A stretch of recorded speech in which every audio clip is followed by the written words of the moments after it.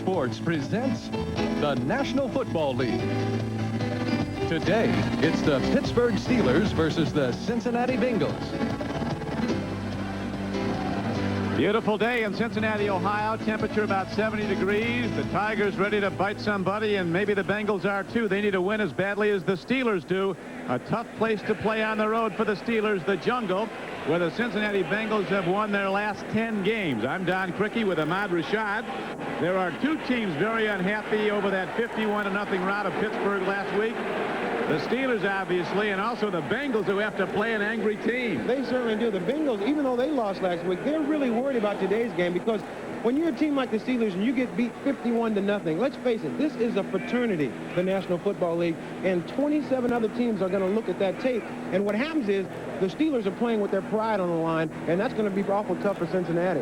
Bengals, of course, lost by 3 points at Chicago, so they badly need a victory also. Both these teams one game behind Cleveland in the AFC Central. Bengals get a big shot in the arm today. One of their best. Eddie Brown is back after an extended contract holdout.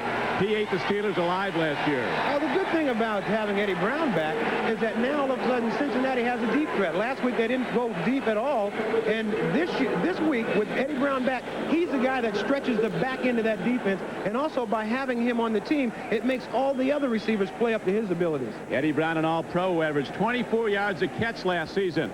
The Steelers' offense is built around Bubby Brister, a young guy who's starting to come on, they hope. Bubby Brister talks a big game. He's got to back it up here. And the thing is about Bubby Brister is that he's a very good quarterback, but he's got a makeshift offensive line in front of him. And in order for a quarterback to be effective, the line has to block, and they'll have to do that today. And we are set to go. The Steelers have won the toss, and they'll receive to start the game. Rod Woodson is back deep. Lee Johnson ready to kick it out for the Bengals. Hits the ball, a line drive, really a power kick. It goes into and out of the end zone. So there'll be no return on that opening kickoff, and the Steelers will go on offense, 1st and 10 at their 20. Just a beautiful day in southern Ohio. Cloudless skies as the Steelers and the Bengals hook up. Longtime rivals. Bengals won both games last year, won a close one at Pittsburgh, and then blew out Pittsburgh 42-7 in the second meeting here at Riverfront Stadium later in the season. So here come the Pittsburgh Steelers on offense. Brister at quarterback. One of the loudest stadiums in the NFL. They pick up the count right early. And we have the officials step in before we get it underway. Referee today is Dick Jorgensen. Cincinnati, number 1. They charge Cincinnati with a timeout.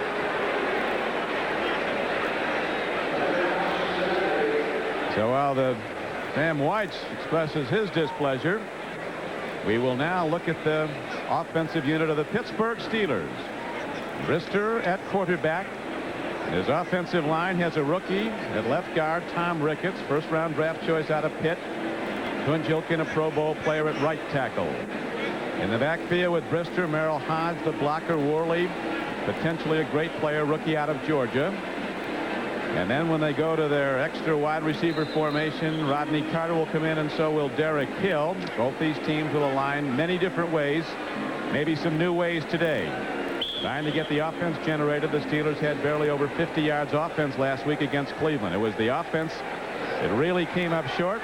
By and large, the defense graded out well. Steelers set to go. 1st down and 10 from their 20.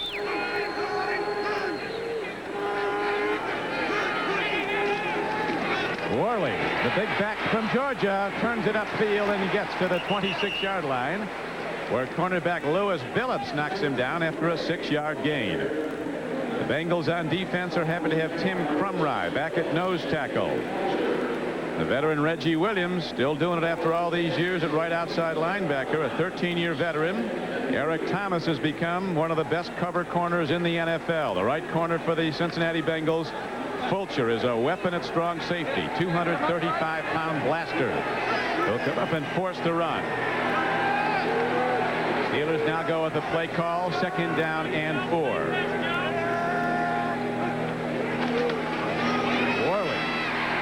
Booms ahead, gets the 1st down for Pittsburgh. Nobody was more disappointed about than Worley. He was caught coughing it up regularly last week. Fumbled 3 times against Cleveland. Well, he was on a mission. When a running back fumbles a few times, there's really nothing you can do coaching-wise to try to improve that. I remember old Jerry Burns used to just say, hold on to the ball. Worley not having a chance to play much in the preseason is getting all of his licks and learning about the tempo of the National Football League in a real game situation. So he's on a mission. Chuck Noll was telling us yesterday Worley has to start running lower because they attack the ball in this league. Worley goes flying over the top on a first down carry. Didn't get much. Inside linebacker Carl Zander makes the stop. The offensive line has taken so much heat. Worley's taken a lot of heat, so I got a feeling that this group between the offensive line and Worley, they're out to prove that they belong in the National Football League, and they are excellent players. Get an idea how good Worley can be. All you have to do is talk to the Bengal coaches. They say this is one of the best looking backs to come out of college in some time. 228, one of the fastest players on the field, breaks tackles, and he can take it the distance with his speed. Worley 3 carries for 11 yards so far. Steelers on the opening drive have 1 first down. Brister with the first throw of the game, and he's got his tight end, Mike Malarkey. And he's out to the 43-yard line. Normally the Steelers pass to their tight end only in the pregame warm-ups, but they get him early here. That's right. And last night in talking to Brister, he said what he wants to do is find his tight end. They know they're going to be on Lewis' lips. There you see Malarkey coming across the middle there and just catching a nice little possession catch there. Gets up the field. Malarkey played for the Vikings for quite a few years, played behind an all-pro, and now he's got a chance to start here in Pittsburgh. Malarkey, a 7-year veteran from Florida, came as a Plan B free agent to the Steelers. 12-yard gain on the pass play. First down Pittsburgh. Merrill Hodge carries the ball. And the Steeler offensive front coming off the snap very nicely. Gets more yards on the straight-ahead power play. You take a look at Tim Krumrie playing the nose tackle, number 69, in the middle of your screen. He says that even though he has not played a lot during the preseason, what he feels like is that he's a half a step slow. And I think if Cincinnati feels that way, they're going to try to go at him a lot. Test that leg, test that lack of experience during the training camp. He says that he needed training camp as bad as anybody. Steeler offense looking sharp in the early going. Opening drive. They now have 2nd down and 7 coming up. Left on the right flank. Brister gets some time, gets away from it, and throws the ball to Worley. And that will end up as probably a 2-yard loss on 2nd and a long 7. They lost a couple as they double-teamed Krumrie, 69. He comes off the field. When you have the reputation as one of the best in the business, you can be guaranteed that they are going to give you a lot of attention. They got 2 guys waiting. He can't go anyway. Both guys. And Krumrie's still trying to get in on the tackle. You see that leg injury is not bothering. He said there's so many things going on that I can't think about the leg injury. I just got to play. Bussey, Wilcox come in as extra defensive backs now on 3rd down and 9 for the Steelers, who load up in the gun. Marker down is Brister, and the play apparently whistled dead before the snap of the ball. We have 11:07 to play in the first quarter. This is the opening drive. False start, number 60, offense, 5 yards, still 3rd down. Ryan Blankenship left a little early. It's a tough spot playing there. You know, now Brian Blankenship was a former left guard. He's playing out of position on the right side. And you got all those guys who are playing that. When you play offensive line, you got all those defensive guys jumping up and down and moving back and forth. A lot of times, if you're not comfortable, this happens to you. And it happened to Blankenship there, and it makes it 3rd down now, and about 13 yards to go for the first down for Pittsburgh. Lewis Lips is at the lower portion of your screen. This is looking that way and letting it go. Lips turns out. And Lewis Lips makes the play at the 46-yard line of Cincinnati. Now they rule him out. He did not have control of the ball before he went out of bounds. He was juggling it a little bit. It was an excellent catch. The man was right on him. And he still came down with the ball, but out of bounds. It's a nice one to look at, but it doesn't count. There Lewis catches the ball. Now he's bobbling a little bit. Oh, I don't know now. Being a former receiver myself, I think that might have been a catch. Well, the linesman right there didn't think so. So Who wins? Well, I guess the line, I guess the referee always wins. You got to be nice to those guys. Punt downfield, hit well by Newsom. A high punt that Ira Hillary signals for and makes a fair catch on at the 24-yard line of Cincinnati. And now the Bengal offense, after a 37-yard punt, comes out the #1 offense in the NFL a season ago. As the Bengal offense comes out, a look at the 10-minute ticker. First score of the day up at RFK. Mark Rippon on an 80-yard touchdown pass play to Gary Clark. Skins lead the Eagles. Troy Aikman on a long touchdown pass to Michael Irvin has put the Cowboys in front of the Falcons at Atlanta. Dan Marino's thrown a touchdown score as Miami leads favored New England. No score on the board here at Cincinnati, as the Bengals and the Steelers both 0-1 in the AFC Central, meeting for the first of at least 2 meetings this season. One of the strange things is that Cincinnati huddle is only about 3 or 4 yards away from the ball. I guess they don't care if the defense hears the play. It's can you stop it? Play fake to James Brooks on first down. Esiason throws hard. He is high, and it's a free ball. He had an open receiver.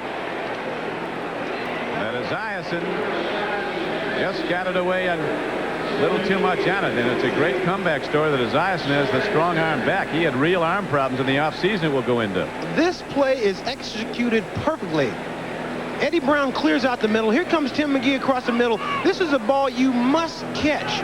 You have to make this play. I mean, it's a very catchable ball. A little high, but you can't have him perfect every single time. Tim McGee's got to make that play. For a number of weeks in the offseason, Esiason couldn't even raise his left arm, let alone throw a football, but now he's back in good shape. That went a little high, and on second down and 10, Ickey Woods gets the call, and Brian Hinkle makes the tackle for the Steelers. There was a 6-yard gain on the play. Ickey Woods has been taking a little bit of heat during the preseason. They said he hasn't been running hard, but I think those days are over. Ickey Woods is a money player.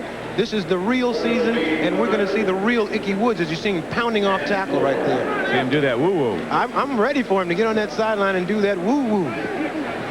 Got to get in the end zone first. The Bengals have had tremendous problems blocking the left defensive end of the Steelers over the years, Keith Willis. 93. Top of your screen, he's matched up with Brian Blados. Here is Esiason standing in. Nice throw, strike for the first down play. Ira Hillary on a slant over the middle, and Boomer Esiason's right on his numbers for an 11-yard gain. As we look at the Bengal offense from top to bottom, one of the great offensive lines in pro football, led by the 9-time All-Pro Anthony Munoz at left tackle. Brooks and Ickey Woods, the runners. Eddie Brown back in to catch passes. Eric Kattis, the tight end. And then when the extra receivers comes in, Eric goes out. Ira Hillary comes in, and so does Kendall Smith. Young wide receiver with great deep speed. First down and 10 Bengals. Handoff. James Brooks breaks into the Steelers secondary. And James Brooks, who can still do it like he did as a rookie at age 30, busts the big gainer, Rod Woodson, the last line of the fence. Made the stop, but there's a gain on the play of 16 yards by Brooks. James Brooks can do everything, and he does this very well. Watch him hit that hole going full speed. He throws a move on one guy and gets by him and almost breaks this tackle to be gone the entire distance. James Brooks said he likes to play a psychological game. He likes to get those guys so mad that they try to knock his head off, and at that point he gives him a leg and takes it away. Happy with Coach Ditka, who said he thought he lost a few steps. He had a big game last week at Chicago. A great play fake by Esiason, freezes everybody, goes to his tight end Coleman, who crashes ahead on a 1st and 10 play down to the 36-yard line of Pittsburgh. An 8-yard gain on the play. Boomer really froze everybody with that fake. You know what, Don? This is almost a lost art in terms of quarterbacks of the day. You don't see guys that fake as well as Boomer Esiason. He faked me out. I had no idea where the ball went. This is Boomer Esiason's offense. I've never seen a guy come in, take over. He's so important to this offense. All the guys rally around Boomer. He is just simply a great quarterback. A lot of leadership. And the Bengals offense looking every bit the #1 offense in the NFL it was a season ago. They really ripped up the Bears running the ball, which few teams do last week, but couldn't get it in a couple of times. And James Brooks now on a 2nd down and 2, run for a 1st down.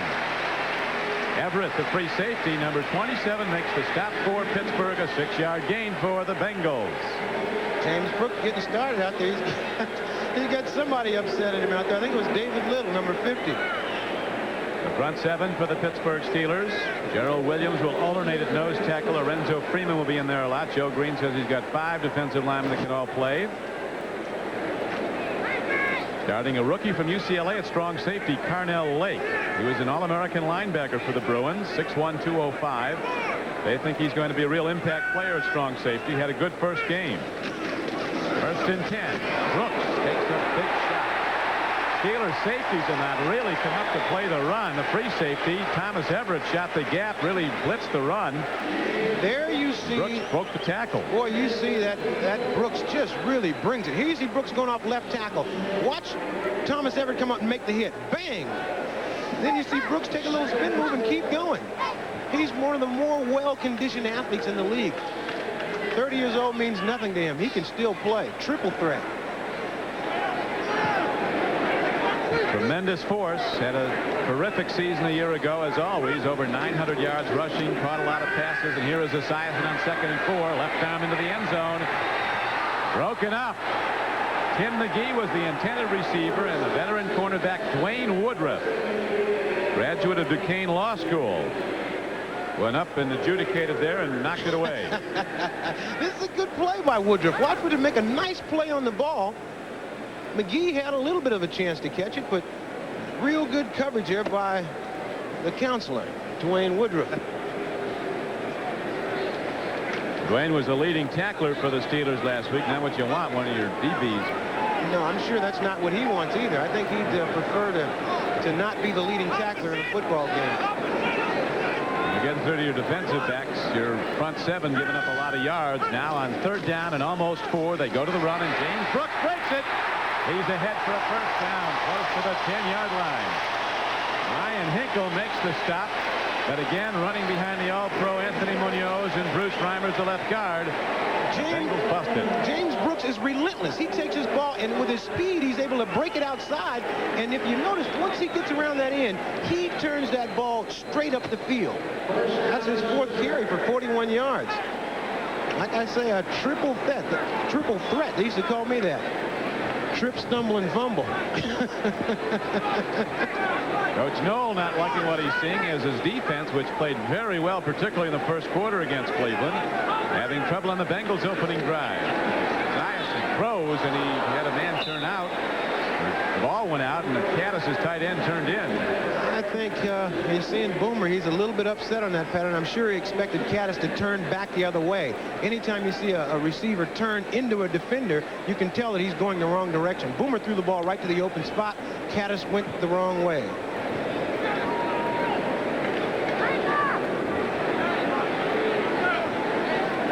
Now it's 2nd down and 10. Boomer 2 for 5, throwing the ball for 19 yards.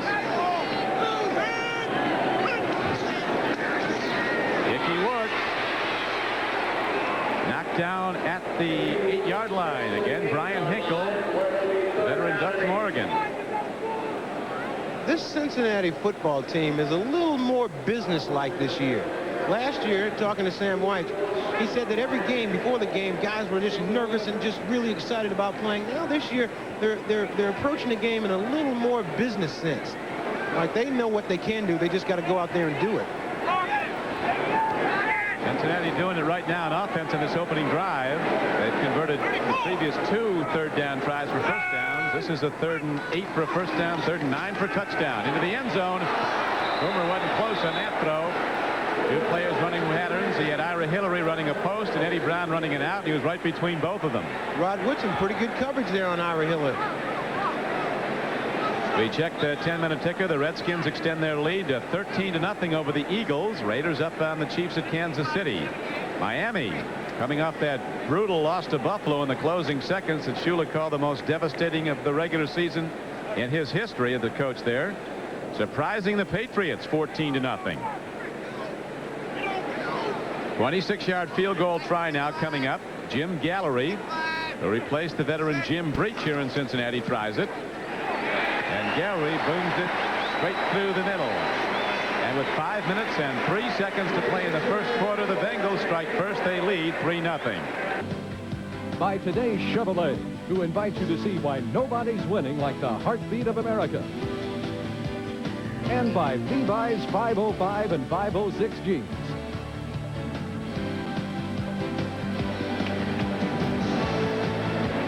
With Ahmad Rashad, this is Don Criqui back at Riverfront Stadium in Cincinnati, where the Cincinnati Bengals on a 12-play drive, 76 yards down the field, just hit on a 26-yard field goal by Jim Gallery, and they lead the Steelers 3-0. Lee Johnson with his second kickoff. This is a high spinner that Rod Woodson will run back across the 20. Woodson turns the corner, gets a channel of blockers, and gets out across the 30-yard line. He's out to the 32, where he was knocked out of bounds by Solomon Wilcots of the Bengals. Rod Woodson, a world-class hurdler, but he's one of these exceptional guys that's really not a trackman. He's a football player who happens to run track. There's a big difference there. He's a football player all the way. He was probably the Steelers' most valuable player last season. From Purdue, returns kicks, and of course is a standout cornerback. Likes to put that hat and hitting surface on people too. Right. He's a striker with phenomenal speed. Steelers' second possession, first down and 10. Bengals lead the game 3-0. 4:50 to play in the first quarter. Brister gets time, lets her go long, Lips is out there. Look at Lewis. Lips go up and come down with it. Two defenders right on him. Brister with a perfect throw, and Lewis Lips went to the moon and came down with it. This is what a great receiver does. Lewis Lips, even though he's covered, he makes such a great play on the ball. He has great body control. He's looking at the ball all the way, even though he's got two defenders around him. Watch him make a play on the ball, reach up and catch it with his hands. You can't cover that. I mean, he was covered perfectly. Steelers have not had only 5 first downs all of last week. They got 3 already today. Bengals lead the game in the first quarter 3-0 as Brister might be checking off. Changing the play on first down. He goes to Worley. And the big back takes it straight ahead inside the 25-yard line, as Joe Green, was the defensive line coach of the Steelers, was telling us about. Told his defense, you guys are going to love Worley because he'll keep you off the field. He's certainly a fine back that just needs some playing time. But in getting back to Lewis Lips, when you talk about a guy that makes big plays, that was a big play. Huge. I mean, it would have been neat. If he'd have dropped that ball, nobody would have blamed him. But by catching it, it just shoots a shot of inspiration throughout the entire team. 40-yard gain on the pass play to Lewis Lips. Second down and 6 arising now for the Steelers. Slant play. Nothing there from Merrill High. Jim Scow, an undersized but very effective defensive end from Nebraska, made the stop. Jim Scow is a guy that you don't hear a lot about. He's one of those underrated, unheard of guys that everybody in the league knows how good he is, but maybe a lot of the fans and the people at home don't know. So let me say that now. Jim Scow is a whale of a ball player. Not heavy, though, as you know him out in the Super Bowl. Fulcher, the strong safety for the Bengals, actually weighed more than the defensive end Jim Scow did.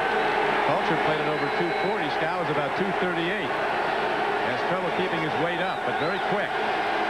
Third down coming up for the Steelers. Third down and 6 at the 24-yard line. They go to the draw. And they go to Merrill Hodge, and he's shut down at the 20. But right in the middle of the field, and that gives good target range for one of the best all-time place kickers, Gary Anderson.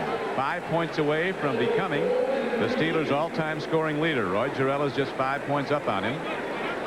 Very important here that the Steelers get some points here. You got to trade points with Cincinnati, because at any time they could hit a run where they could put a lot of points in that end zone. Very important to come out of here with some points.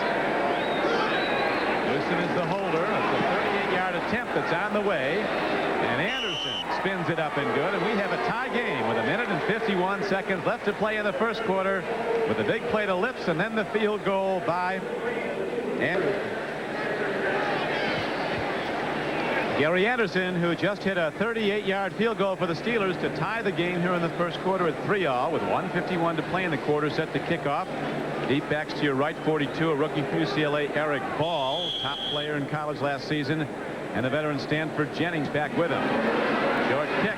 Jennings positions himself, and he'll run it back from the 6. To the 20 and out to the 25-yard line. The Bengals send out their offense. 1st and 10, a return of 19 yards on the play, so Boomer is set to run the offense in a moment. Last season, the Bills knocked Houston out of the playoffs. Now, Warren Moon and company seek revenge in the House of Pain. Let pro football's winningest team, the LA Raiders, wage war with John Elway and the Broncos, plus regional action. NBC football. It's a whole new ballgame. Don Criqui with Ahmad Rashad. Look at the scoreboard on the 10-minute ticker. Kansas City has come back to lead the Raiders now 7-6. Redskins putting it to Buddy Ryan and the Eagles 20-0 in the first quarter. Cowboys and Falcons now tied. Miami continues to put on the points in the first quarter at New England. And New Orleans doing well at Green Bay with a 14-0 lead. Boomer Esiason throwing on 1st and 10. Downfield throw, and again Boomer has too much on the ball. Rodney Holman very upset. He was wide open. Boomer only 2 of 7 for 19 yards. Has trouble with the floater today. Personal foul, roughing the passer, blow to the head, number 78, defense, 15 yards, first down. This is a very, Boomer used his head on this one. He throws this ball. It's a tough, he's trying to hit this ball to Holman and can't get it in there. And Tim Johnson comes in and bangs Boomer on the head, and they get 15 yards anyway. I think it'd be a little easier to get those kind of yards by completing the pass rather than taking them blows on the head. That's the second penalty against the Steelers. 2 penalties, 20 yards. And now the Bengals set up at their 40. 1st down and 10. 3-3 game. James Brooks dipping to the outside. Very nicely played by Rod Woodson, and came up with that hidden surface you're talking about, that helmet on him. That Rod Woodson is an excellent football player and a great tackler. If you watch James Brooks trying to get to the outside here, this is good running ability. He's trying to find a spot to turn it upfield. He can't find a place, so he keeps bringing it to the sideline. Now, here comes Woodson. Woodson knows that he's got to wrap when he hits him, and he wraps very well and throws him out of bounds. Brooks getting a lot of work here, Ahmad. 5 carries for 42 yards. 2nd down and 8 comes up for the Bengals. Boomer is going to put it up again. He's got an open man and throws a perfect strike on the slant pattern to Tim McGee. Esiason with that southpaw fastball, a 19-yard gain. Now, there should be no question on Boomer's arm after this one. Here you see McGee just running a break-in route. Here he comes breaking in. This ball is put right on the line. Very hard to drop these. It's a great throw. Like I've always said, you don't want to lead that guy across the middle. You want to put the ball right on him. And that's what Boomer did. Boomer's such a big guy that throws so effortlessly, but he puts a lot of heat on that ball. 6'5". His weight's down. He was playing at 228 2 years ago. He's down to about 214. Ickey Woods has a world of trouble facing him. As a bunch of angry Steelers run him down for a substantial loss on a 1st and 10 play. He's knocked down back at the Pittsburgh 44-yard line, a loss of 7 yards. Ickey Woods, that was a little bit of a reverse, but not by design. The blocking broke down. He was trying to find any place he could to run. You see the first quarter winding down to 19 seconds to play. It's a 3-3 game. Bengals scored first on a field goal by Gallery. Next drive, the Steelers came back, and Anderson hit a 38-yarder.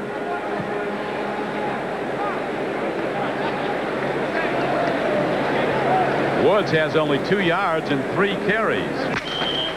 He had 62 yards and 20 carries last week at Chicago. First quarter winds down. The gun sounds. It's 3-3 after 1 quarter of this game. Well, what did he say? He said, Kirkwood, you're smart, you're aggressive, you're brilliant, creative, aggressive, brilliant. He said all that, did he? Well, something to that effect.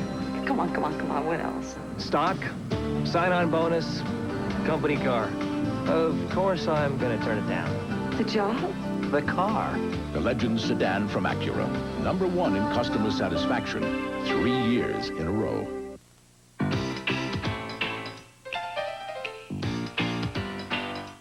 This isn't an ad for diapers.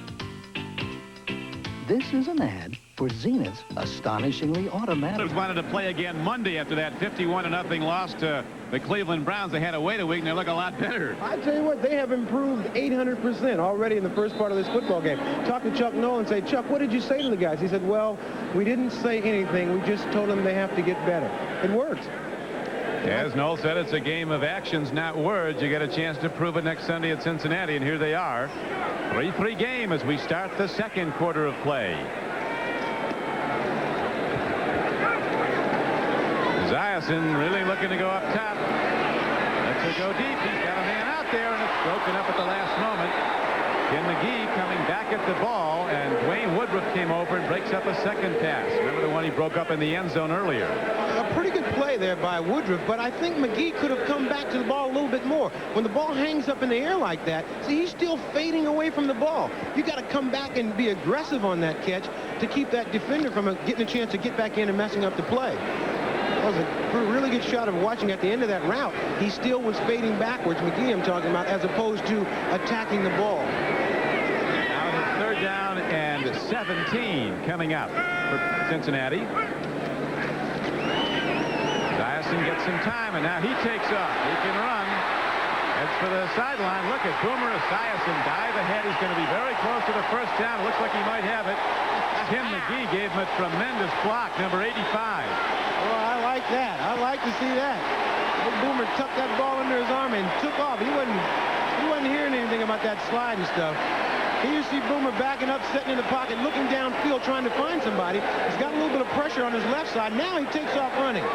Now here's a great move right here to enable him to get the first down. A little fake there on Woodruff, and he's still going forward, trying to find that first down marker.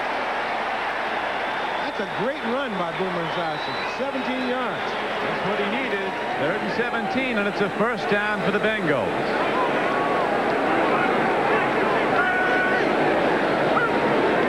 Game early in the second quarter. Esiason play fix again. Lobs it downfield. Touchdown Bengals. Eddie Brown.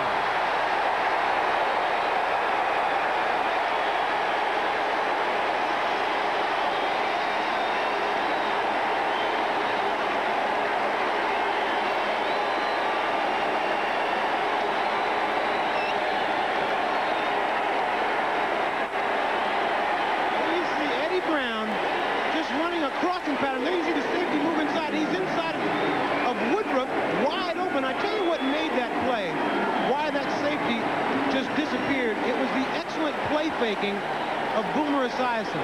When he faked up the middle, everybody came rushing up to the middle of the line, which created a nice hole in the middle of that defense for Eddie Brown to become open. And I think that Boomer Esiason's answered all questions about his arm. He's thrown a power pass, a touch pass. The extra point. Esiason, time after time, has absolutely frozen the Steeler defenders with his play fakes and then the throw. Set to go. Rodney Holman, the tight end, has been a big part of the offense, particularly with his blocking, and Eddie Brown's first reception is for a touchdown. He absolutely ate the Steelers alive in the game here last year. Caught 7 passes for 216 yards and 2 touchdowns. Here's the kickoff again by Johnson. High kick goes down to Rod Woodson at the 3. Next to the outside, and Woodson turns it upfield across to the 30-yard line. Wilcox made the play on special teams for the Bengals. Now here's the play here. Boomer Esiason fakes to Ickey Woods right here, which makes all these guys come this way. Now on the fake, you're going to get everybody coming this way. Then you get one of those safeties move up, and Eddie Brown runs right behind there and is wide open for the touchdown. Now this is a lost start. Look at that fake. We know that Sam White is a magician, but Boomer Esiason looking like a magician now. White's an accomplished master of prestidigitation. He was pulling those quarters out of his ear and for us the other day. Got his quarterback doing it with a football. Here's an out throw. Lewis Lips makes the play, turns upfield. A first down throw is good for a first down. 12-yard gain on the play. Well, you said Sam White was a master of the what? Prestidigitation. You accept that? Look at here now. We got the Raiders coming back to go in front of Kansas City. Philadelphia's finally on the board after trailing 20-0. Dallas up on Atlanta 14-7. New Orleans extending its lead to 21-0. Miami continues to lead the Patriots 17-0. And here at Cincinnati, it is the Bengals 10 and the Steelers 3. Both teams have moved the ball on offense.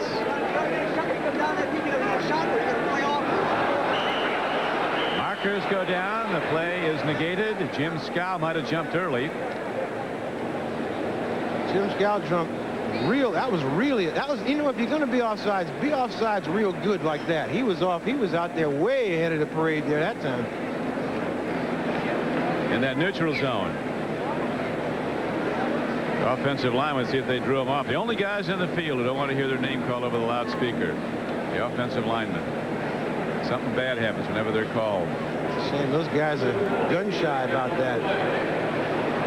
Scow being, we mentioned earlier, not a real heavy defensive line, but extremely quick. That time he was a little bit too quick.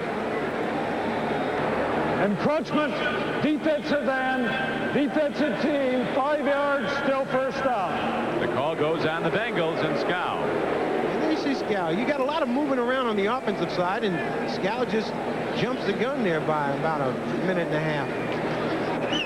That was the Bengals' first penalty, and it gives Brister and the Steelers a 1st and 5 play call.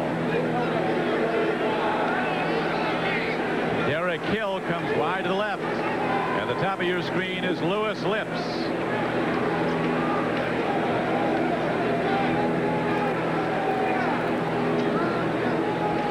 Worley, the lone setback, sprints ahead for about 3 yards. Now let's go to NFL Live and Bob Costas. Bob? Don, following a fake punt that failed for New England and gave Miami the ball deep in Patriot territory, Dan Marino zings one over the middle to Jim Jensen, 16 yards and a touchdown. Marino, who historically has had little success against the Pats, has thrown for 2 scores. It's Miami 17-0. And here in Cincinnati, it is the Bengals leading the Steelers 10-3 with 12:58 to play in the first half. Worley's run the ball now 5 times for Pittsburgh, has gained 18 yards. Merrill Hodge gets some room to go as the Steelers, with that patented trap blocking, spring him off the right side, a gain of 6 yards, first down. A reminder to our viewers that we'll be selecting the Budweiser Most Valuable Player for today's game at the conclusion of the game.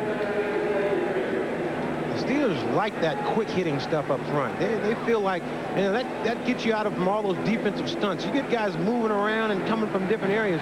You run that quick hitting stuff, they don't have a chance to do all that stunning. The running game has been keyed on that quick trap blocking.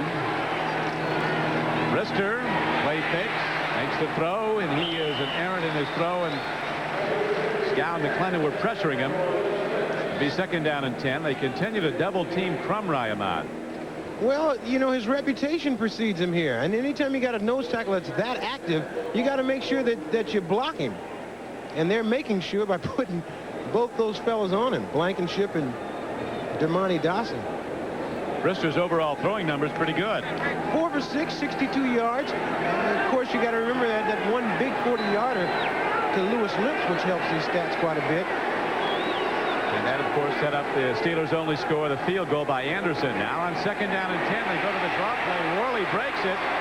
And Tim Worley's not done till he gets inside the Cincinnati 40-yard line and down to about the 38. Talking to David Fulcher before the game, he said that what they want to do is make Bubby Brister throw the ball. They don't want to have Pittsburgh's offense coming out there and running the ball all day, keeping their offense off the field.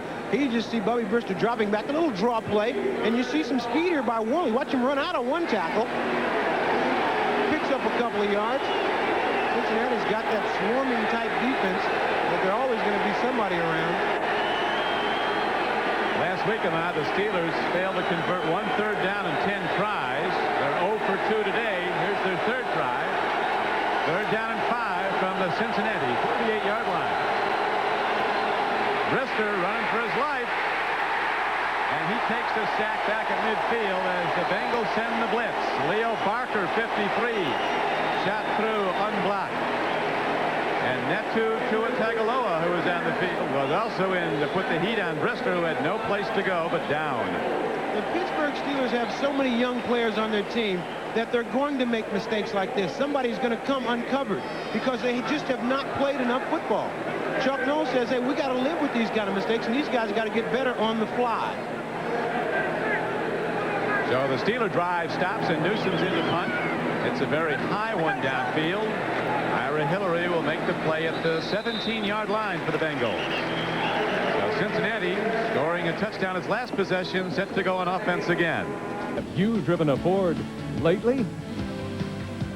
By First Brands Corporation, makers of Prestone Advanced Formula Antifreeze.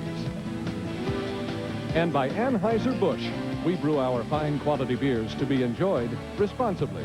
Remember, know when to say when.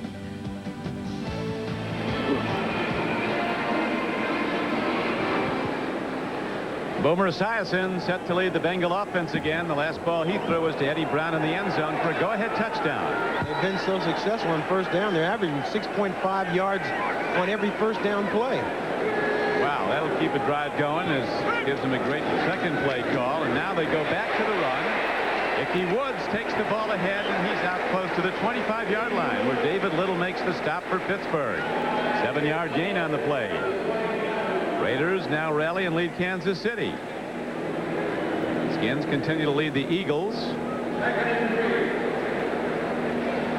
And New Orleans way up on the Green Bay Packers. Bengals and as you know, want very badly to avert an 0-2 start. In the last 11 years, they've had 6 0-2 starts. And in all 6 of those years, they have not come back to have a winning record. Woods on 2nd down and 3 comes close to a first down. Looks like he'll be a bit short, gained about 2. Ickey Woods, who had that phenomenal rookie season, celebrated from coast to coast with the Ickey shuffle and the woo-woo. And the woo-woo. You know, you give a quarterback like Boomer such big Number plays on first 77 down. offense is eligible. Number 77 offense is eligible, I was just told. Scott Jones. Thing is, with Cincinnati, they go to the tackle eligibles. Munoz been in the end zone with some touchdown receptions in his career.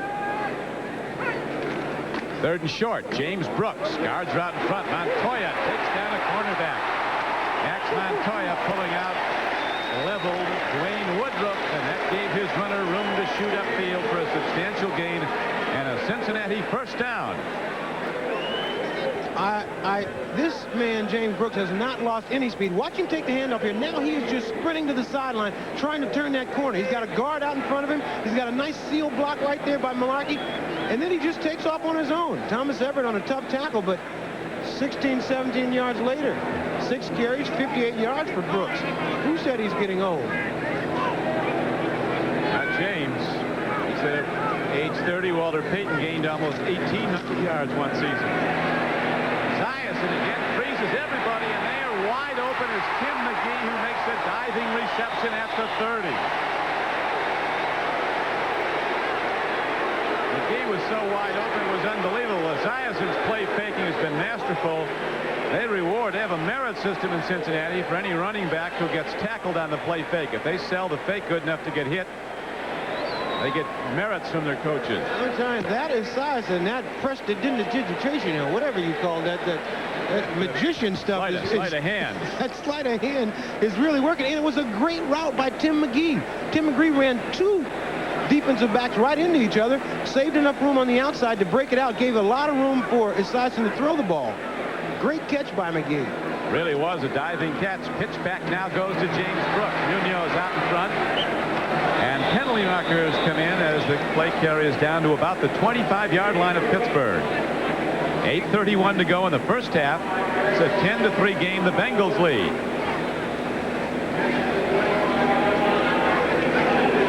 All that play faking, what it does, it ties up those safeties, because a strong safety, and I'm sure they're trying to work on Carnell Lake, good play fake makes that safety come up into the line. Personal foul, crackback block, number 81, offense, 15 yards, still first down. Illegal block by Eddie Brown, so that'll penalize the Bengals. Eddie Brown comes in motion on this play. He's got to take care of number 37. I guess you can't, when you come over a crackback, you got to hit the guy above the knees. Got to hit him up in the chest area. which can be hazardous to your health if the guy is wearing a number above 50. That's right. So that'll set the Bengals back to the 41-yard line of Pittsburgh. 8:18 to go in the first half. Cincinnati leads by 7. Boomer on the run, throws to James Brooks. Another marker is in as James Brooks is down inside the 30. Now to NFL Live and Bob Costas. Okay, Don, Jay Schrader, hurt for the Raiders a week ago, bounces back. First he hits Mervyn Fernandez, 25-yard touchdown. This one a 3-yard flip to Trey Junkin. They missed one of the extra points, but they lead the Chiefs at Arrowhead 13-10 in the second. And Don, take good care, my man Ahmad. He's doing all right here, Bob. Number 64, offense, 10 yards, still first down. Safely insulated from the field of combat up here in the booth, aren't you? That's right. Bob knows I'm going to try to stay as far away from that field as possible. Such a wonderful day today here in Pittsburgh. I feel like playing tennis. It's even a nice day in Cincinnati. Oh, that's right. That's where we are. 3 Cincinnati penalties now for 25 yards. Carl Parker and Ira Hillary in. Extra wide receivers, along with Eddie Brown and Kendall Smith. Out pattern, and Ira Hillary can't find the handle.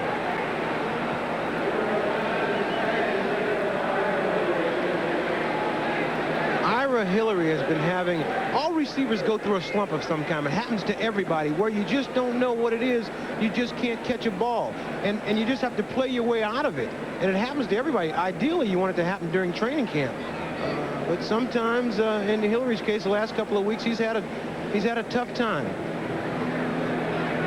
Boomer having a good day overall. 5 for 11 for 93 yards and a touchdown. Double tight ends in now for the Bengals, Holman and Caddis. Long yardage. Second down and 30, and there's a free ball, and the Steelers have it. Pittsburgh's ball at the 46-yard line. They rolled it down. Oh. They're not going to give it to him, it looks like. Oh, Munoz took it away.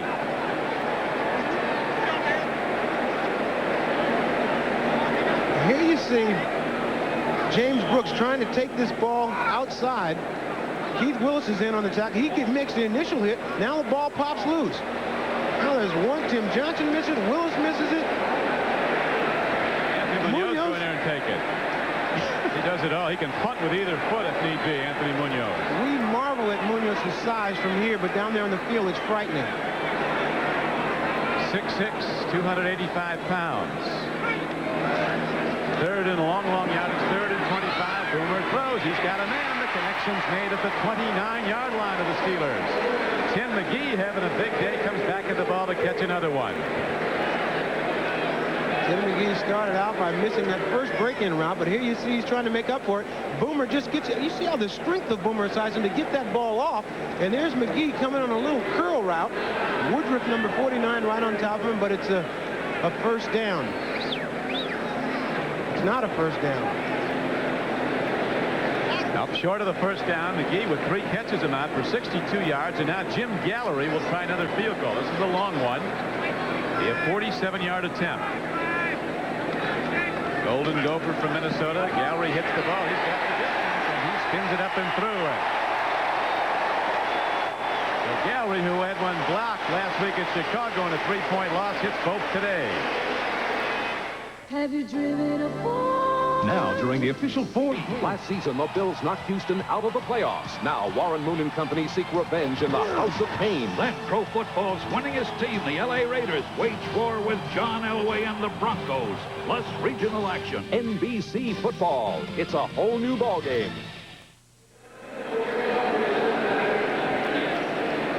Temperature good in the jungle today. Mid-70s, clear and sunny. Bengals with a 10-game win streak at home. Won all 10 they played here last year, including 2 playoff games. Homer Esiason hitting some big throws, and the Bengals have gone out in front 13-3. Woodson 5 yards deep, and he thinks the better of it, and he'll down the ball. Better do it before somebody gets down there.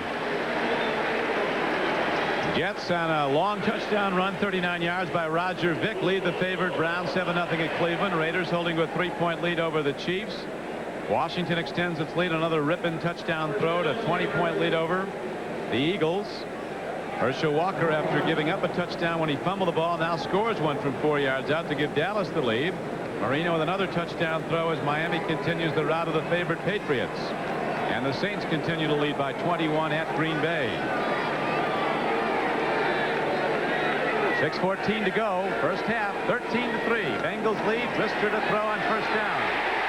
And he is swept under by Jim Scow, an undersized defensive end who's so tough to block. A 10-yard loss. Now back to NFL Live and Bob Costas.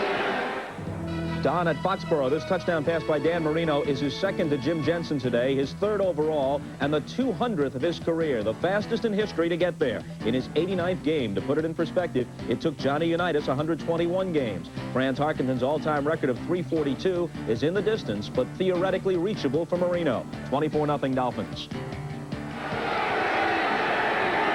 Thank you, Bob. 13-3 Bengals here in Cincinnati as the Steelers go to the run.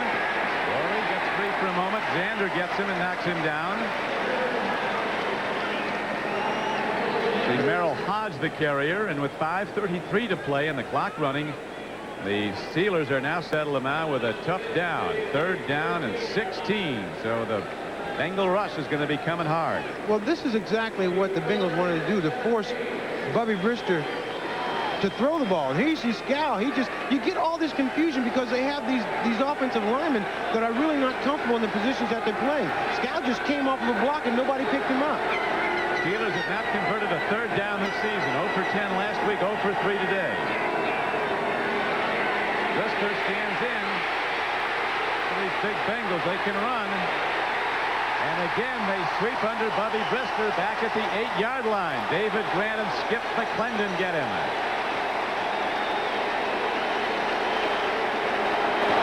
Steeler offensive line getting overwhelmed when it's in pass block formation. Pass blocking is something that you have to play with guys on the line a long time to realize who has who. At this point, nobody had anybody. As you see, 3 Cincinnati Bengals shaking Bubby Brister all the way to the sideline. Brister was asked last week why he didn't stay in the pocket. He said, "What pocket?" Moving pocket. His own. He's out there alone against the rush. That was Skip McClendon, 72, that put the initial heat and flushed him. Newsom ready to punt again. This time he'll hit it from the goal line. That's off a shank. But it takes a big Steeler bounce downfield. It's going to turn into one of the best punts of his career, perhaps. From the goal line all the way down to the 30-yard line of Cincinnati. But there's a marker down at the line of scrimmage. Don, for these Steelers, we would... It'll all come back. We would be remiss if we didn't talk about their problems in the offensive line. They got a guy at center, Dawson, who started 5 games last year as a guard. Blankenship was a former left guard. He's now playing right guard. Tom Ricketts was drafted as a tackle. He's now playing left guard. Craig Wolfley, number 73, was a former guard. He's now playing left tackle. Tunch open. Ineligible downfield on the punt. Number 25, kicking team. Half the distance to the goal line. Still 4th down. Tunch Ilkin is the only guy that's playing in the same position that he's been playing in.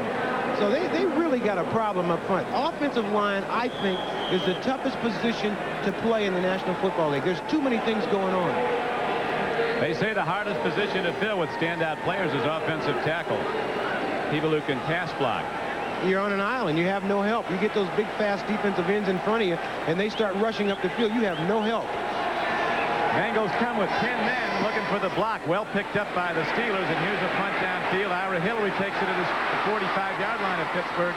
Markers fly in.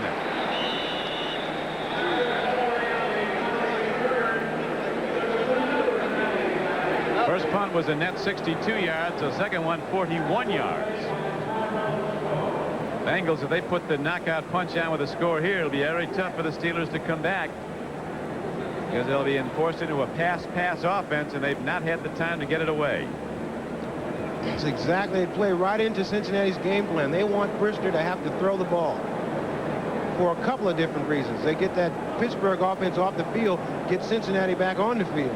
Sam White was telling us, Ahmad, his main objectives defensively were, number 1, contain Brister. He can run and throw on the run. And number 2, don't let Worley get started, because once this guy gets started, he's going to have a career of big games. Well, they've been successful in both those areas so far today.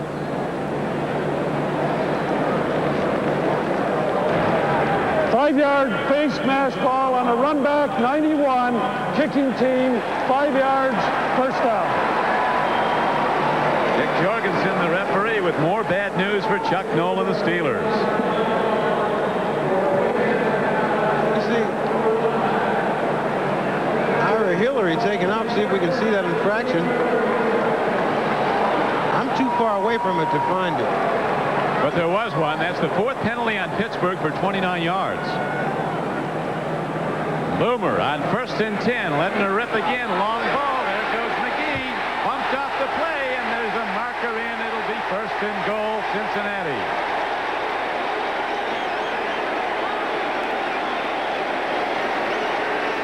And in Pittsburgh, PA, home of one of the proudest football traditions in the National Football League, they're throwing things at their sets. Interference, number 49, defense, first down. This was very good coverage except right at the end. Now, once the ball's up in the air, you have to make a play on the ball. Woodruff is not trying to make a play on the ball, and he just backs over the receiver. This always goes against the defender. It's a pretty good acting job, too, there by Ira Hillary, and it works.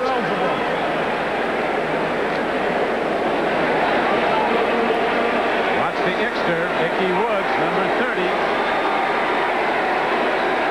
Like to go right and cut back.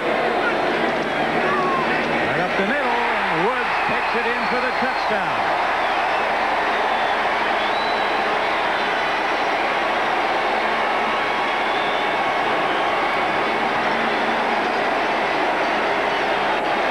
Jungle erupts again as the Bengals are rolling and the Steelers are in a world of trouble. Ickey with that woo-woo. 6 rushes for 12 yards and a touchdown. These aren't Hall of Fame numbers that Ickey has so far, though. 6 carries, 12 yards, 1 TD. That's from a yard out, but good enough to do the woo-woo.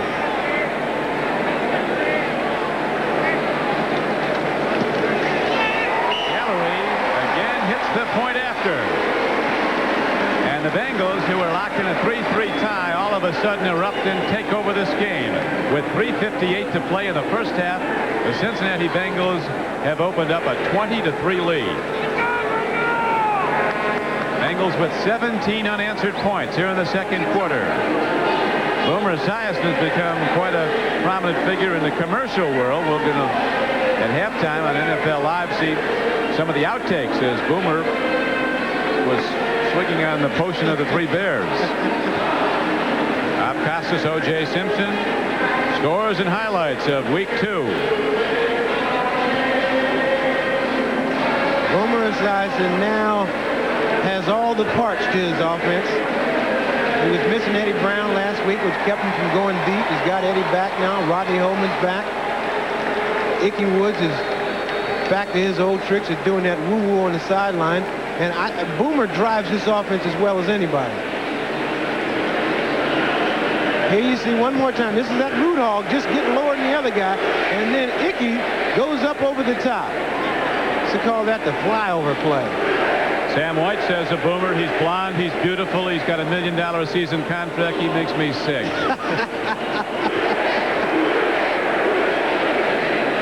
Well, Ickey Woods is not blonde. He's beautiful, and he can get in that end zone. He knows where that end zone is. The payoff end is in that end zone.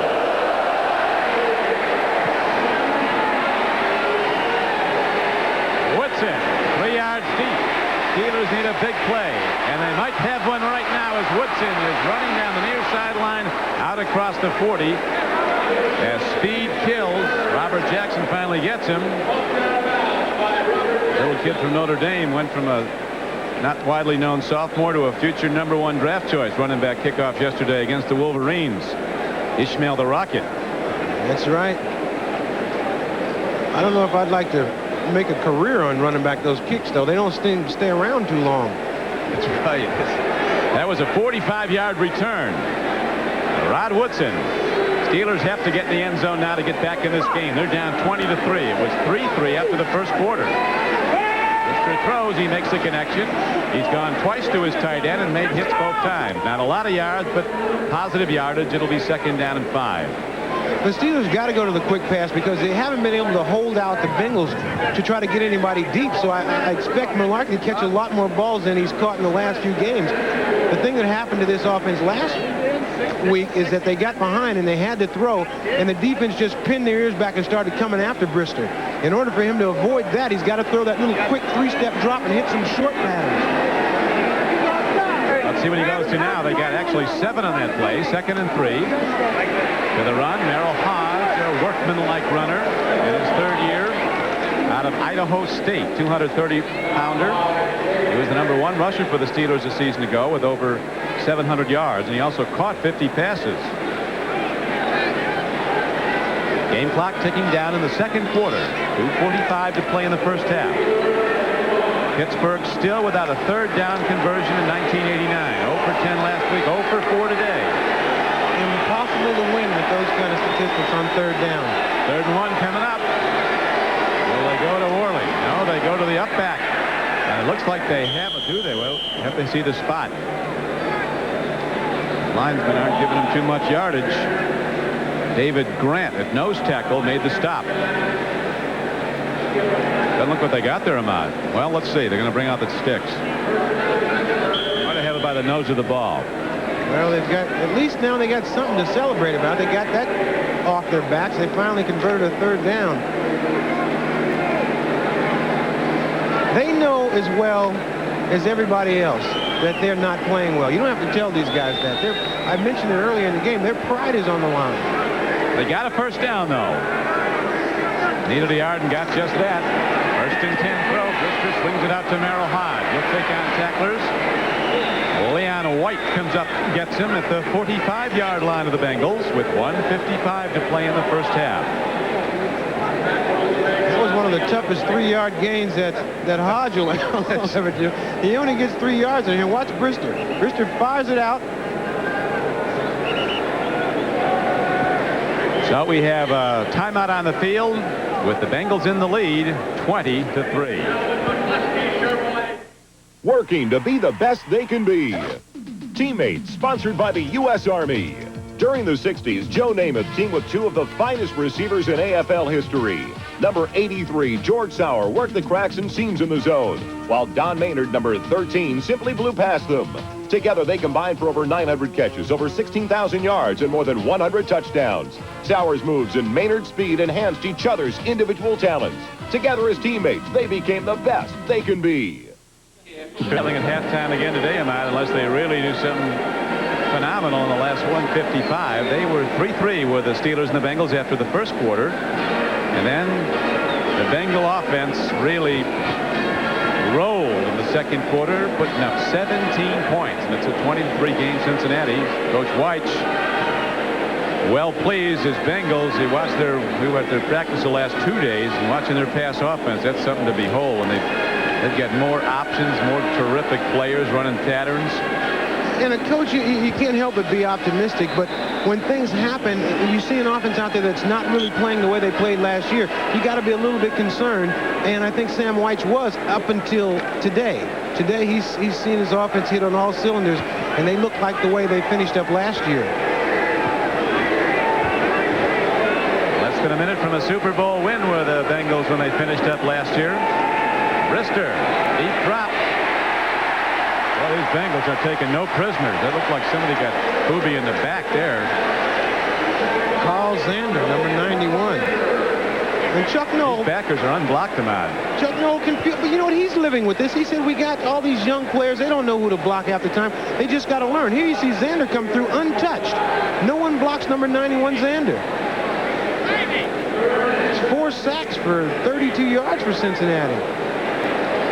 There's some confusion going on in the front line of the Pittsburgh Steelers, and as we talked to Chuck Noll last night, he said, you know, they got to learn on the fly. You know, a better way to just put him in there and let him work. Probably Bubby Brister doesn't like that. Can't teach experience, just like you can't teach speed and luck. And the Steelers have had little luck and are lacking experience. And this time, another big rush on Brister.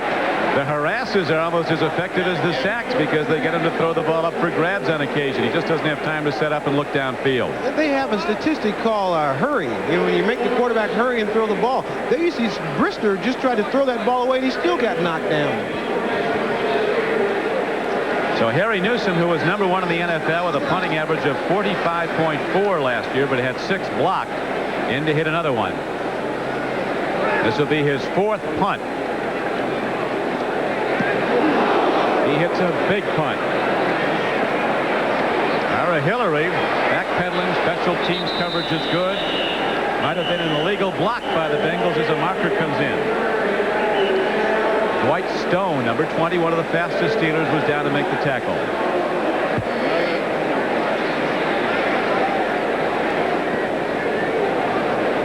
A 45-yard punt by Harry Newsom.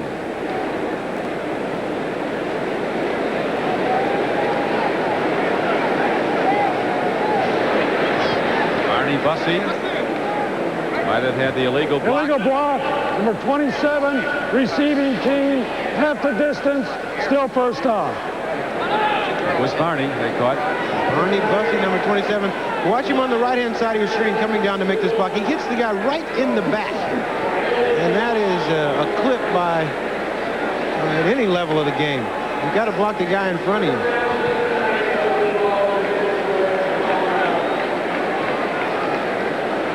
There's no thicker playbook than that of the Bengals. They have more plays, more options, more complexity in their offense than anyone. And here is James Brooks breaking it on first down from his 4-yard line. He gets out to the 12.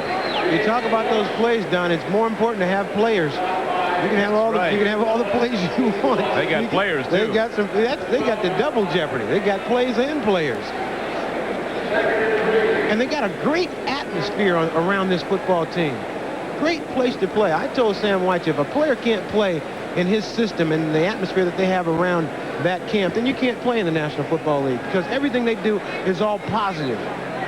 Yeah, you win with X's and O's, and some of the X's are people like Brooks and Esiason. Some of the O's are guys like Fulcher. That's right.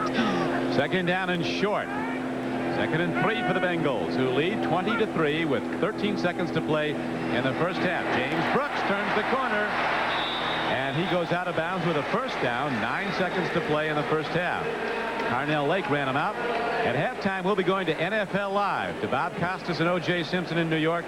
As week 2 of the NFL season is producing, it appears, some upsets, including one at Foxborough, Mass, where the Dolphins, with Marino on fire, are laying waste to the favored Patriots. That's coming up at halftime. Here in Cincinnati, it is 20-3. The Bengals in the lead, as they look to defeat the Steelers for the 7th time in their last 10 meetings. Their 3rd victory in a row if they win today over Pittsburgh. The Bengals looking to extend their home winning streak to 11 in a row.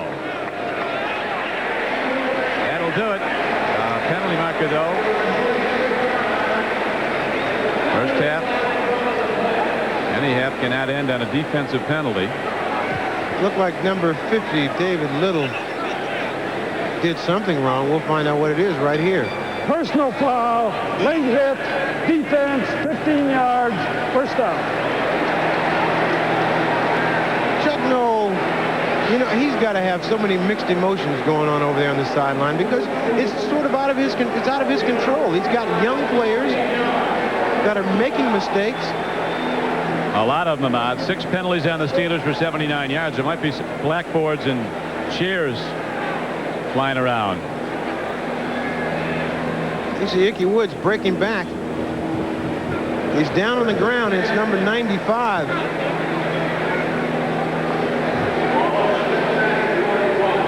All right, Ahmad, here we go with the Geronimo play. One of our spotters, John Garrett, a developmental player for the Bengals, says Fulcher's going to throw it long. The Geronimo play. I wonder how you could tell that. Maybe it's because they got all them receivers. Uh-oh. Oh, they go to Brooks. Yeah. So much for John. All right, John.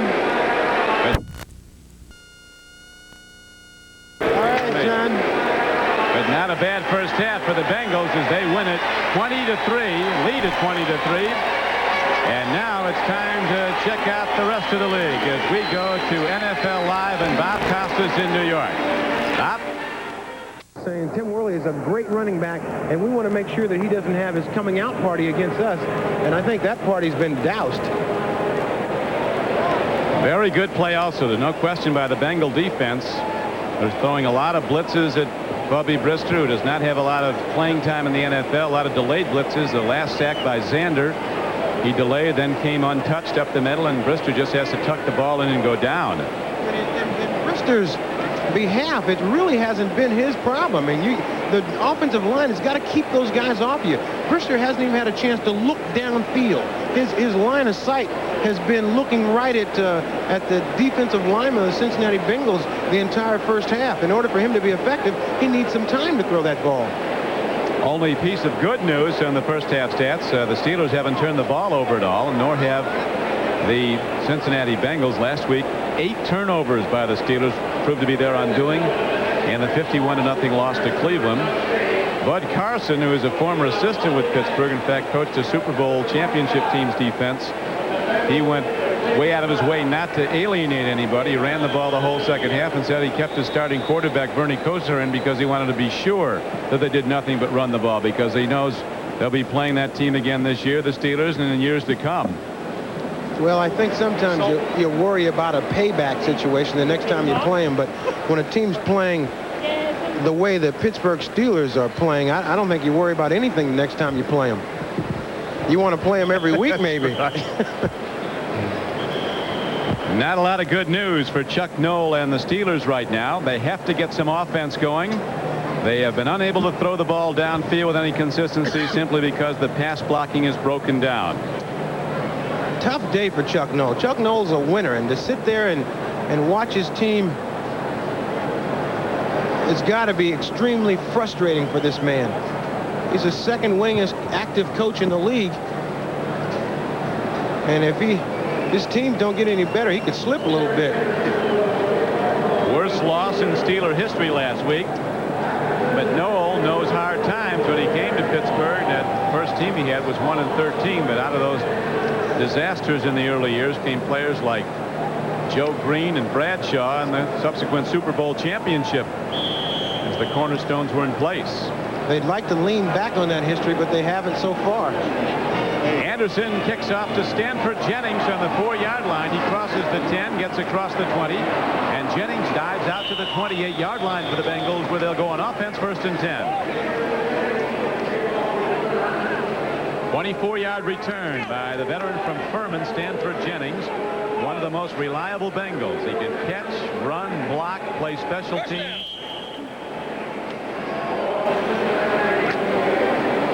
Bengals line up with Bruce Kazerski at center. Reimers and Montoya the guards. Munoz and Blados are the tackles. And Blados has done a very good job keeping Keith Willis off the quarterback, Esiason. And off to James Brooks. And he is out close to the 32-yard line. A first down carry, good for 4. James Brooks is a offensive lineman's delight. You don't have to hold that block real long because he hits that line of scrimmage in a hurry. Miami blasting New England 24-0. New Orleans up on Green Bay 24-7. Dallas continues to lead the Falcons at Atlanta, giving Herschel the ball more. Buddy Ryan getting hammered at Washington, and the Eagles. Buddy, one guy doesn't take that tact them out about saying nice things about your opponent. He raps him every chance he gets.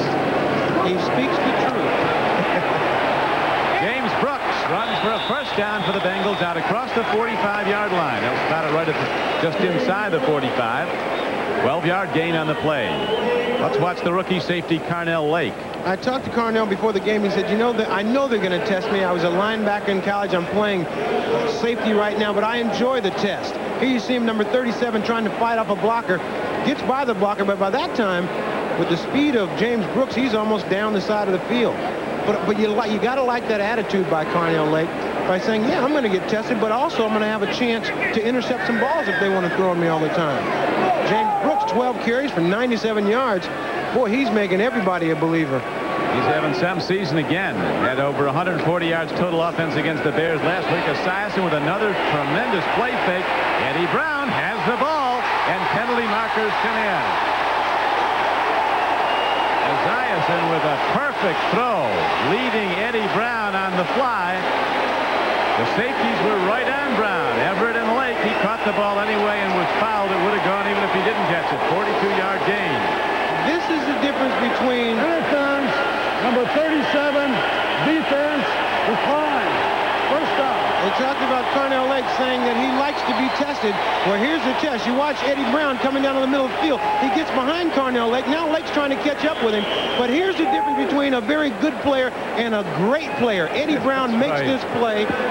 This ball, he shouldn't have caught this ball. I mean, that's the difference in a great wide receiver, that he's able to make the plays, and that's what he means in this offense.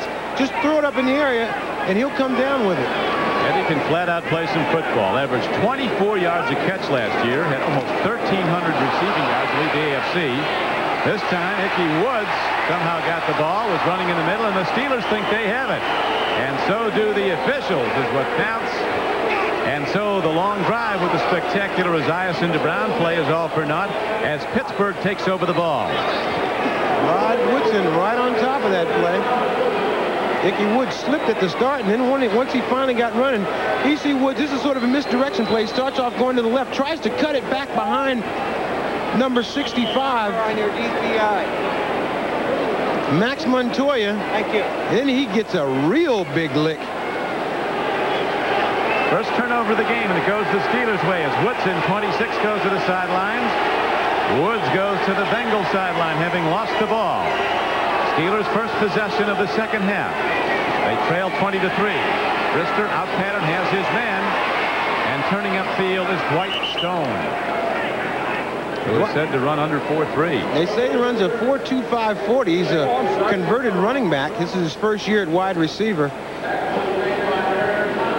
And a guy like this play went for 16 yards. A.C. Stone coming across in motion. And as you come in motion, the defensive back has to drop off you. They just lay the ball out there to him, and he uses his running back experience to try to run for some extra yards. A guy like Stone, a former running back, he's dangerous once he catches that ball in the secondary. They're overloading the Bengal defense on the left side. The Steelers at the lower portion of your screen. They're two fast Steelers, Stone and Lewis Lips. They lead the blocking for Merrill Hodge, who turns upfield. And he gets only to the 30-yard line, a gain of about 3 yards. Lewis Billups, the left side cornerback, number 24, made the tackle for Cincinnati. That's such a tough play for a running back. Once you get outside the end, you'll see Hodge get outside the end. Once he gets outside the ends, he's got a lead blocker in front of him. Now, there is no more white jerseys. All you see are black and orange jerseys. At that point, you got to try to punish one of those guys and just try to get positive yardage. Hodge, 8 carries for 21 yards. 4 positive yards, but they need the big play to get in the end zone. They've not been there today. Not been there this season. There's a beautiful throw by Brister as he had Lewis Lips one-on-one against Lewis Billups. It was made for an 18-yard gain.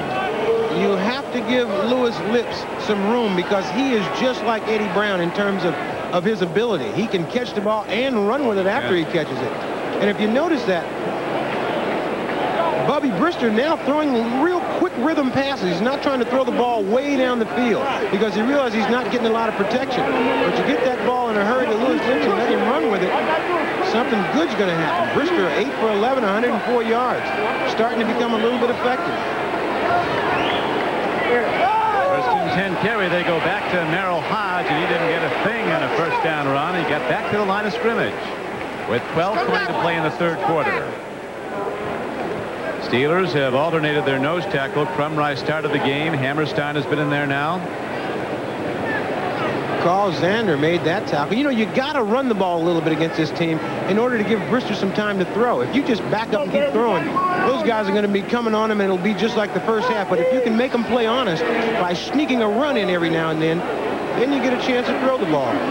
Crumry in there at nose tackle. Hammerstein was in most of the second quarter. They're giving Crumry sporadic work because he's coming back from that leg fracture from the Super Bowl. Brister gets away from the rush Looks on the run, makes a throw, and a catch is made by Lewis Lips, and he could go the distance. Ickey Dixon finally hems him in and knocks him down at the 12-yard line. So that time, Brister looking good on a broken play. Rush was on and on the run. He hits a 37-yard strike to Lewis Lips. Well, Brister told us the other day that he has about 3 dummy receivers, and he looks for Lips all the time.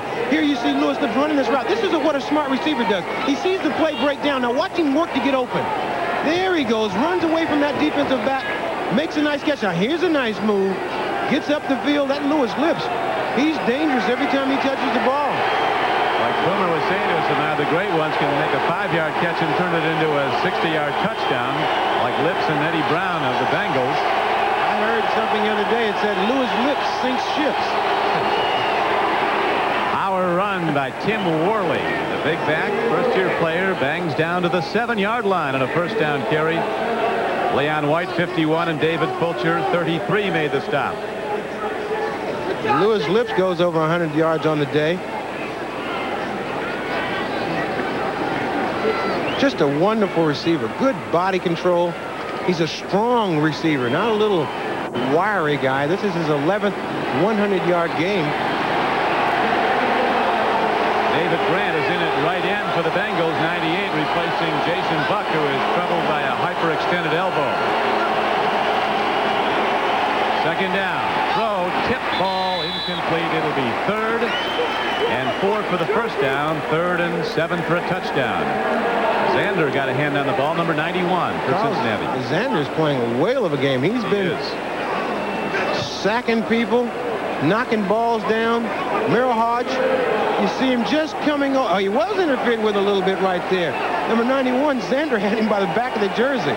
That's a smart play if you don't get caught, and a very stupid play if you do get caught.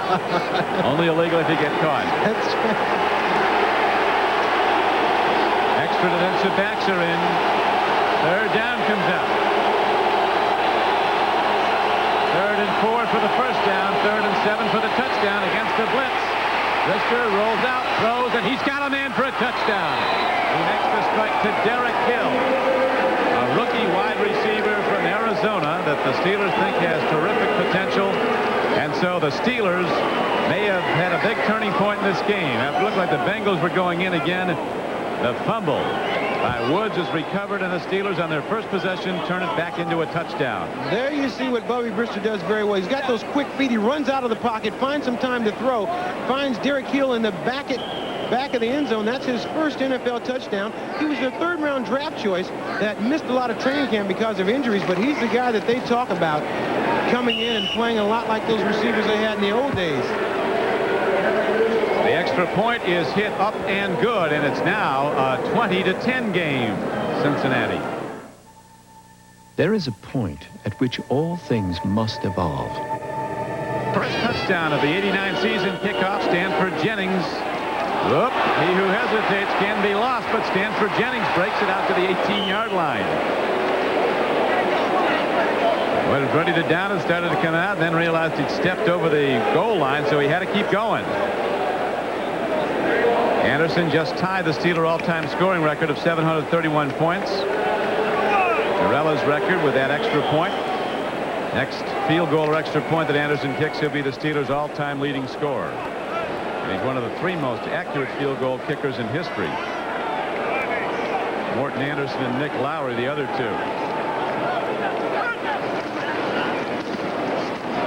Ickey Woods breaks his biggest gain of the day out to the 31-yard line. First down, Bengals. David Little and Thomas Everett on the stop. 12-yard gain. Cleveland continues to lead the Jets now at halftime. Kansas City and the Raiders having a good one at KC. Washington with 30 first-half points against the Eagles. Jimmy Johnson and the Cowboys looking for their first win. Miami in command of New England. New Orleans the same over Green Bay, 24-7 in the 3rd quarter. On that last run by Ickey Woods, he limped off the field. They've got the doctors over there taking a look at him now. Eric Ball, the rookie from UCLA, is in to replace Ickey Woods. James Brooks, as the penalty marker comes in. Brooks is so tough at just over 180 pounds, takes on those linebackers head on. Ryan Hinkle and David Little were the two that hit him. Hinkle, Little, Nickerson, and Lloyd, the linebackers for the Steelers. Well, you see him taking a look at Ickey Woods. Right at the end of that tackle, it looked like he got submarined. Holding, number 64, offense, 10 yards, still first down. Hey, you see Ickey Woods starting to go upfield. Now watch right there at the end of the play, he gets clipped on that left leg, and that he's up now walking on the sideline. That's a good sign. Now he's running. That's a better sign. Got a little hitch there in the get along. But yeah, a little hitch. 9 rushes, 32 yards for the Ick man. 8:30 to play. Clock running, third quarter. Bengals with the ball in a 20-10 lead. Esiason, deep throw. Rodney Holman is there, and a fine play by the rookie. Carnell Lake, the strong safety, picking up the tight end out and knocking the ball down. Carnell Lake saying he likes to be tested, and tested he is going to be for quite some time. There's another look at Ickey. This is at the end of the run. Watch this hit right on his left knee and ankle. That would have hurt me, but it doesn't seem to have hurt Ickey too bad. He's up and running on the sideline. I think they do expect him back in the game. Like you said, the real determination of whether an injury is serious is if it hurts. Or it's on somebody else. Esiason lets her rip. Picked off. Thomas Everett. Penalty markers are down. Might have been a pass interference call, but we'll see as Everett, the free safety for the Steelers, works his way inside the 25-yard line. It looked like pass interference on Dwayne Woodruff. Just as the receiver tried to break over the middle, Woodruff ran over his back and knocked him off of his route.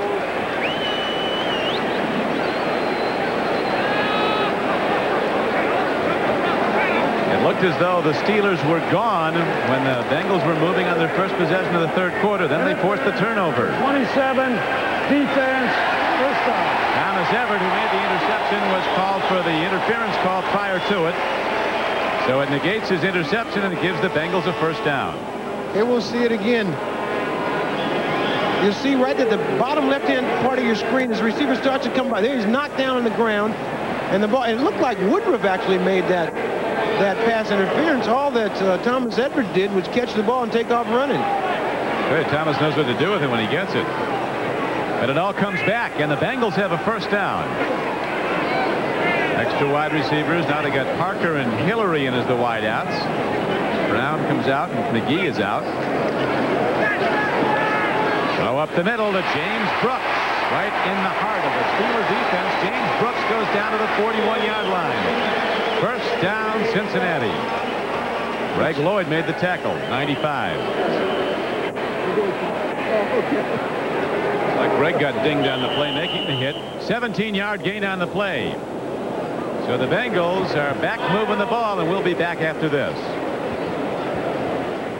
The word we get on Ickey Woods that he just sort of sprained his left ankle a little bit. There you see him putting an ankle wrap over the outside of his shoe, and he'll be ready to go. Because it takes too much time to go in and do it inside, huh? Tape him up, send him out. That's right. Dixter's ready. As the ball is at the 42-yard line of the Steelers. The player down on that last play, number 95, Greg Lloyd, jogged off the field a little while ago, and I think he's ready to come back in also. Esiason, the quarterback, is in his 6th year from Maryland. He had one of the best TD interception ratios in the NFL last year. Threw for 28 touchdowns, had just 14 interceptions. James Brooks takes it straight ahead, down to the 35-yard line. Bruce Coslett, the offensive coordinator of the Bengals, says that James Brooks is like a pencil. He's always sharpening his skills. Paul Brown told me the other day, he's one of those guys that you'd walk right by him in the lobby. You would not think he's a football player. He puts on that uniform, boy, and turns into Superman. Brooks with 13 carries for 104 yards. They sent Big Pete Johnson out to San Diego and got James Brooks. Here now looking to possibly throw the ball is Ira Hillary. He had cocked his arm. Eddie Brown was going deep, but the Steelers didn't buy it. They had Eddie double covered. Play like that, you never give the guy running the ball that has the option to throw. You never give him, you only give him one receiver to throw it to. Never give him an auxiliary guy. If the guy's not open, then you run the ball. 6 minutes and 52 seconds to play in the third quarter. Ball position at the 38-yard line of the Steelers. Cincinnati has 3rd down and 5 coming up. Bengals doing well on 3rd down conversions. That's right, 4 out of 6. And on the first down, they've improved their first down play to 8.4 yards every first down. First half, it was 6.5 yards. You up it anymore now, you don't need 2nd down. Esiason on 3rd down throws an out pattern, and markers are down.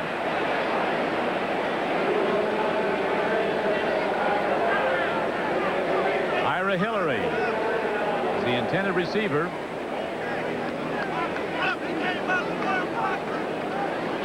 Temperatures in the mid-70s. After 3 or 4 days of rain in southern Ohio, the weather couldn't be better. Only score of the third quarter so far was by the Steelers.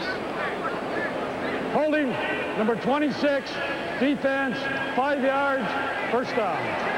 Woodson called for a hold, but more importantly, it gives the Bengals a first down.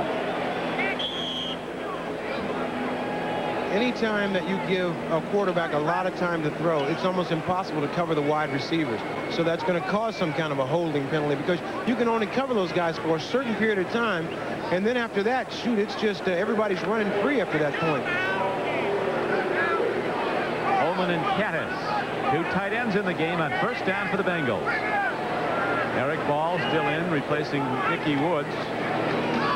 James Brooks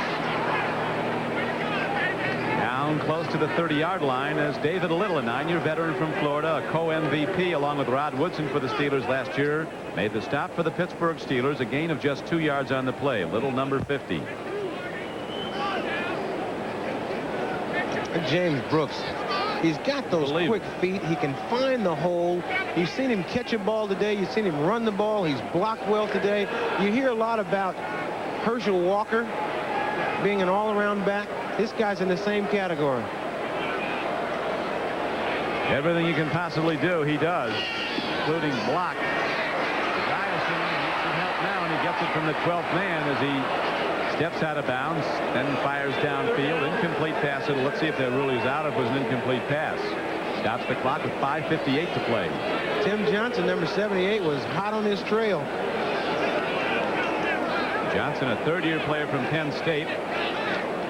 Joe Green now coaching the defensive lineman for the Pittsburgh Steelers. Tell you, Joe looks good enough to suit up too, doesn't he? He certainly does. And he said Tim Johnson is his best pupil. He's a guy that he can tell him how to do something. He goes right out there and does it right away. And Tim Johnson came into this game looking forward to playing against Anthony Munoz.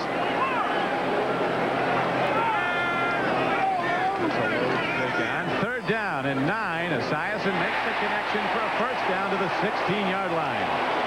Tim McGee, so fast, elusive, 5'10", 175 pounds, a #1 draft choice 4 years ago, Tennessee. You know, it's always interesting to me when I watch these little teeny referees take these big old guys and push them back from a fight. We got a 150-pound referee pushing back a guy who weighs 280 pounds. Aaron Jones, 97. This is just a nice shot here by Boomer Esiason. Finds McGee coming towards the backside. Finds that little area, and that hit, almost a little bit of a late hit there. That's what McGee is complaining about when he jumps up. This game almost turned when Everett made the interception and had it back down inside the 25-yard line of Cincinnati. But it was negated by a foul call. That was the altercation before. Boomer running toward the fight. That's not a real smart move. Stanford Jennings turning wide and is knocked out of bounds at the 5-yard line.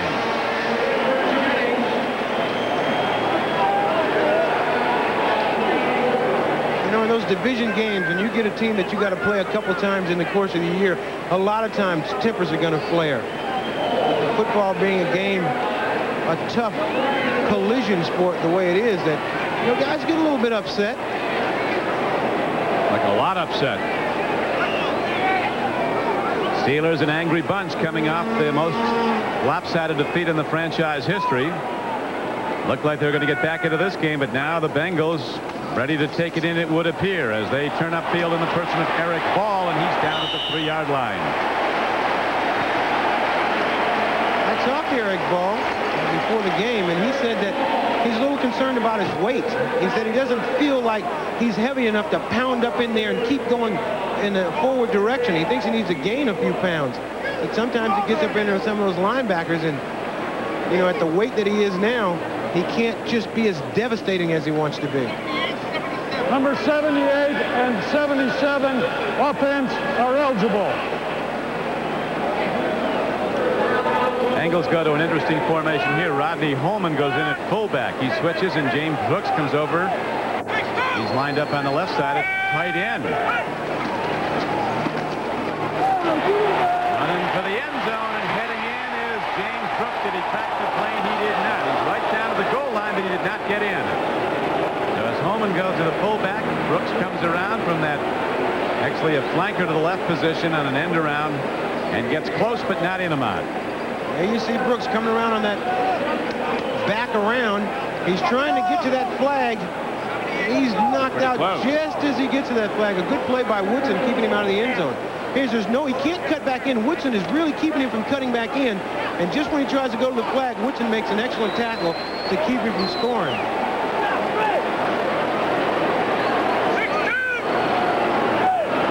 First and goal for the Bengals. The second and goal, and down to the goal line, but again the linesman comes in and signals not over the plane. James Brooks ran it, and it'll be third and goal now for the Bengals. Artie Nickerson, number 54, coming up to put the stops on James Brooks there. This is, you know, you would think that how come a team can't go 1 inch or 1 foot? This is tough going right down here. So you see Nickerson come up filling that hole and just nailing James Brooks for no gain. Sam White's who's got a deep bag of tricks. They might be going over the left side. Munoz, though, and you need a yard. That's a good place to go and get one. He didn't go to the Pro Bowl 8 years in a row for nothing. Munoz into the end zone goes Stanford Jennings for the touchdown.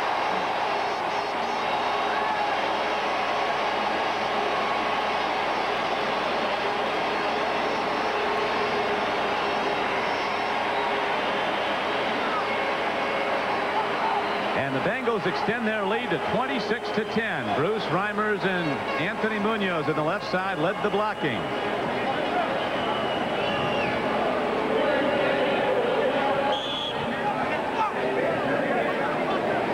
Doesn't get any easier for Chuck Noll next week, does it? You guys go against the Vikings next? Oh, I tell you. Are they something? Saw them last week. In this league, in this business, you don't get to reflect back on anything very long. It's another game coming up. Whether you win or lose, you got to play again in 7 days. Gallery hits the extra point, and it's a 27-10 game, Cincinnati. All right, right here, you're going to see Munoz block out here. You're going to see Holman come in and take on David Little, number 50 right there. Then the back will jump right through here. Now, this is a perfectly designed play. This is the way it looks on the board. Yeah, that's easy. That's easy there. Right on in. And a 27-10 lead for the Bengals. Now the kickoff. Johnson hits a long kickoff. Rod Woodson takes it out. 10, 20, 30. Look out. Woodson to the 50. Rod Woodson still on his feet. Now they signal him out of bounds at the 37-yard line. In disgust, he throws the ball. He just stepped on the white line, or he almost would have gone the distance. I think his disgust is because the kicker is the one that ran him out of bounds. He could have done anything to the kicker, and he wouldn't have made a tackle. Now you see Woodson, he's hit this baby going full speed. Here he comes down the sideline. The only guy in front of him is the kicker. Now he's starting to pick up even more speed. Oh, there's that right foot right on the line. Left foot's on the line. 2 steps on the line. I think that's considered out of bounds. Great second look. The executive producer of NBC Sports is Terry O'Neill. The producer of today's game, Terry Ewert. Our director, Ted Nathanson. Don Criqui with Ahmad Rashad. 3:17 to play, third quarter. The Steelers have the ball. First down and 10 at the 37-yard line of the Bengals. Brister gets time and makes the connection, but the ball is dropped by Dwight Stone. Hands of Stone on that play.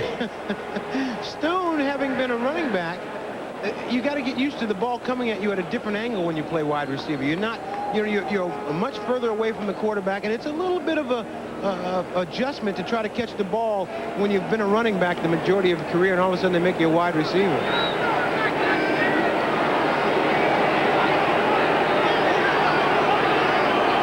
He can also play defensive back, Dwight Stone. He knocked that ball down like a defensive back. That's right. Forgot his position. Here's Worley. Going after him, the big Bengal linebacker is Leon White, who's really starting to come out, a fourth-year player from BYU on the outside, 51. 4-yard gain for Tim Worley.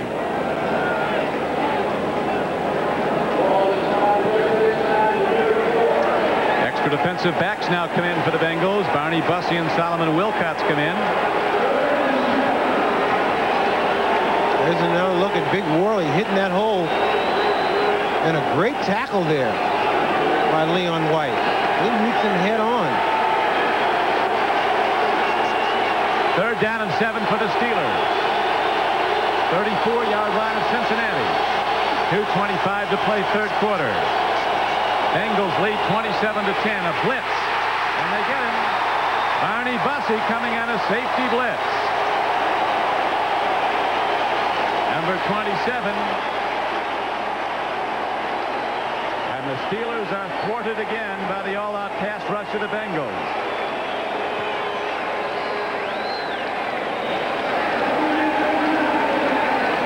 There's Bubby Brister, you see, taking a snap. And no sooner than he gets back, Barney Bussey meets him right back there at the pass.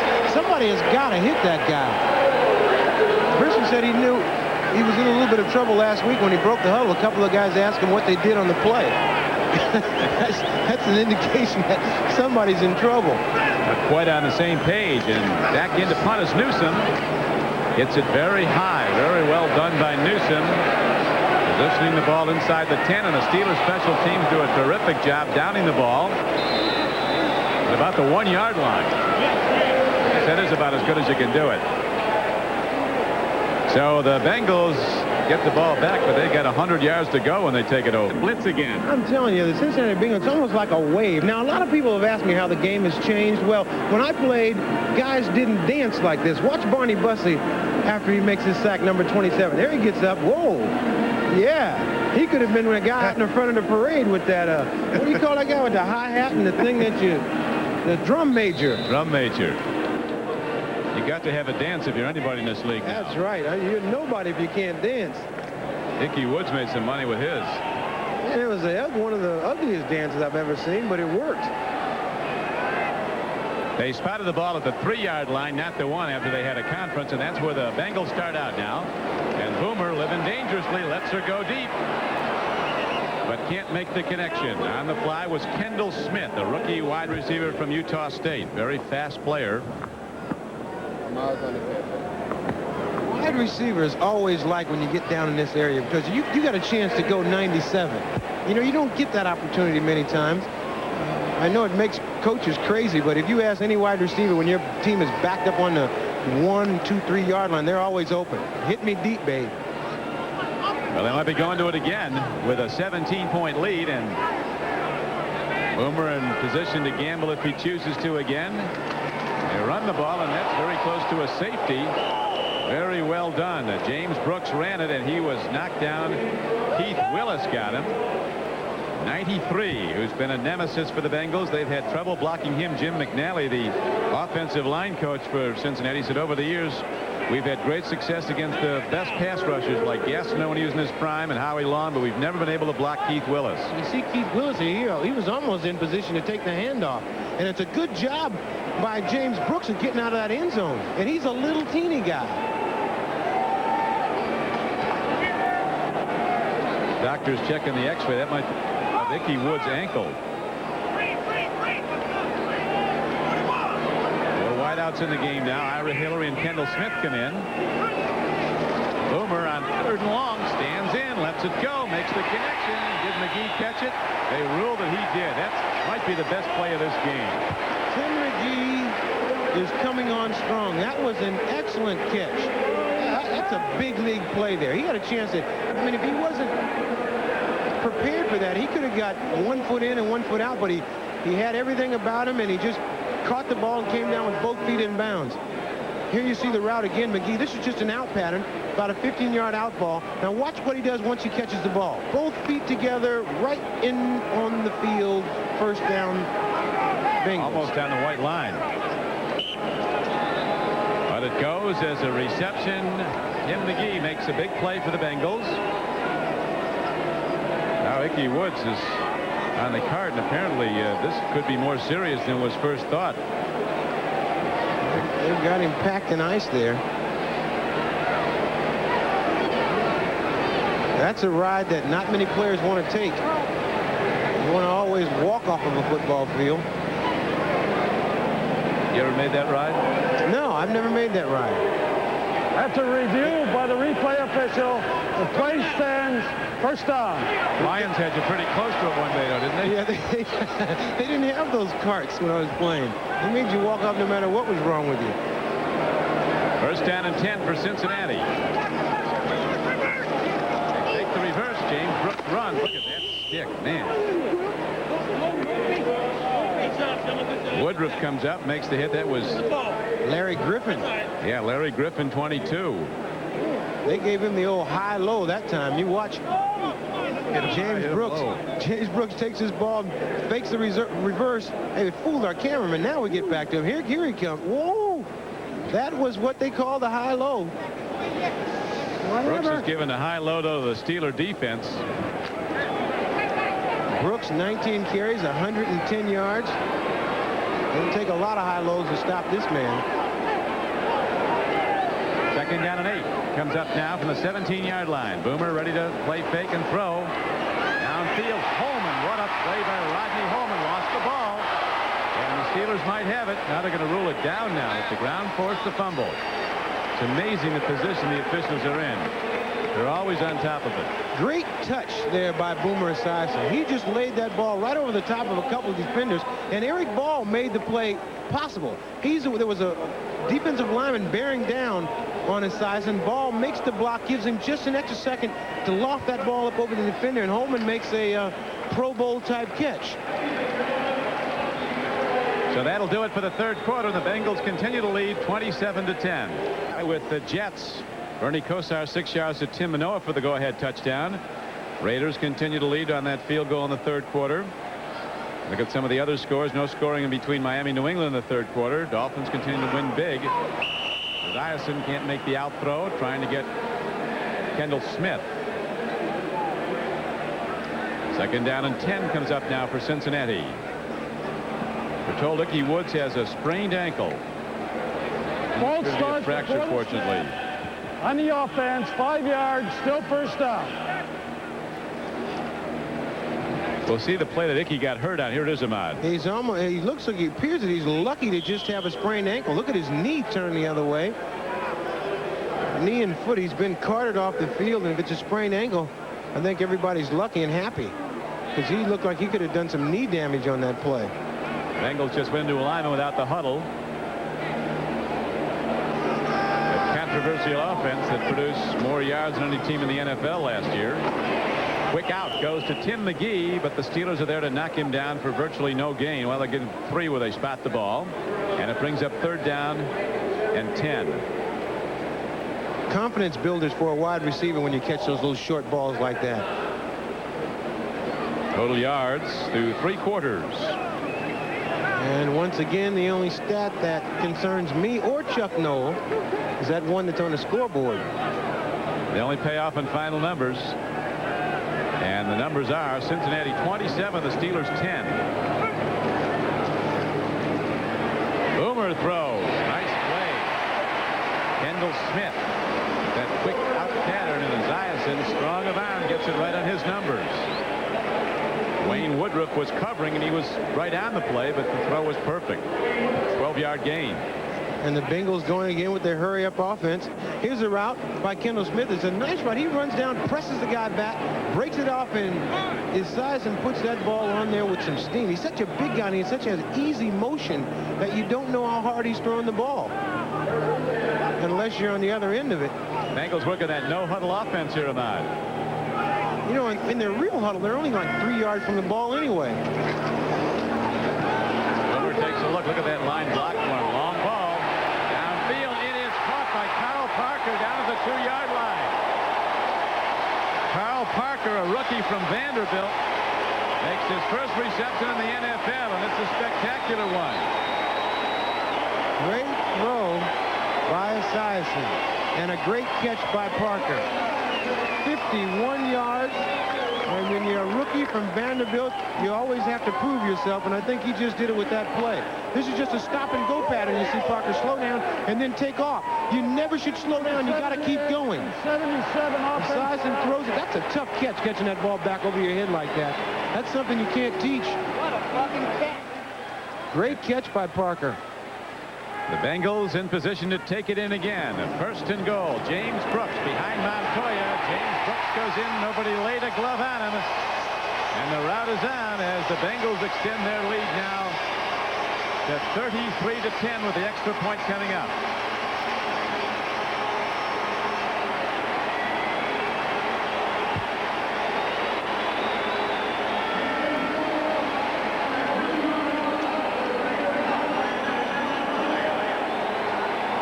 Is a frightening sight for any cornerback or outside linebacker to see Brooks come flying around the end with a big guy like number 65, Max Montoya, in front of him. There's nothing you can really do. And Brooks just waltzed into the end zone with no dance afterwards either. No, he doesn't do that. Very businesslike. It's when like in the end zone as often as he is him out. I guess he scored 14 touchdowns last year. Yeah, he'd dance himself crazy if he danced after. 34-10. We'll be right back after these messages from your local station. The Bengals strike again as Lee Johnson set to kick off with 14:01 left to play in the game. Cincinnati up 34-10. James Brooks with a touchdown run and 113 yards and 20 carries. Swift kick downfield, deep back now. Bundling the ball is Dwight Stone in for Rod Woodson, and Stone is out to the 17-yard line. Yeah, that Lee Johnson, he kicks off. He kicks it hard. Leo Barker is down to cover. Return of 11 yards on the play. And we take a look at this play right here. Eric Ball is going to lead out here. Montoya will come out and lead also. Rodney Holman, number 82, will get a nice block. And then you'll see James Brooks just stretch it out and then cut it back in for the touchdown. This is like they draw it up on the board. This is the second time I've said that. This is a picture-perfect play. There's Eric Ball, number 42. Nice block. There's Holman. Nice block. Montoya. Nice block. Touchdown. Easy. Walk that one in.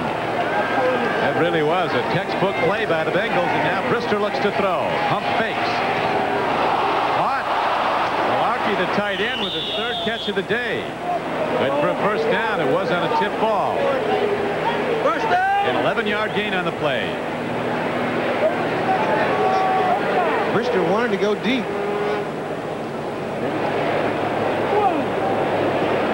13 minutes and 44 seconds to play in the game.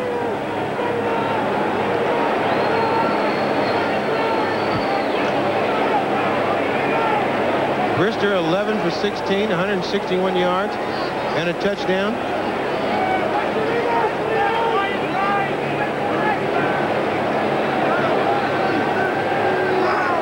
Ball at the 29-yard line. First down and 10 now for the Steelers.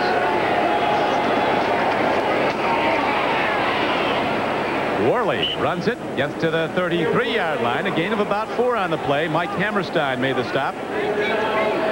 Former standout at the University of Michigan. Now in his 4th year. Worley's run the ball 9 times today. Amount has 37 tough yards. He's running pretty hard. He's running a lot lower than he ran last week. I think everybody is right about this guy. He is going to be a star in this league. Just as soon as they get their offensive line together, let those guys play a little bit as a group. Oh, and a catch back to Malarkey. Every time they've gone to him, he's made the play. It's a first down game, but there is a penalty marker down.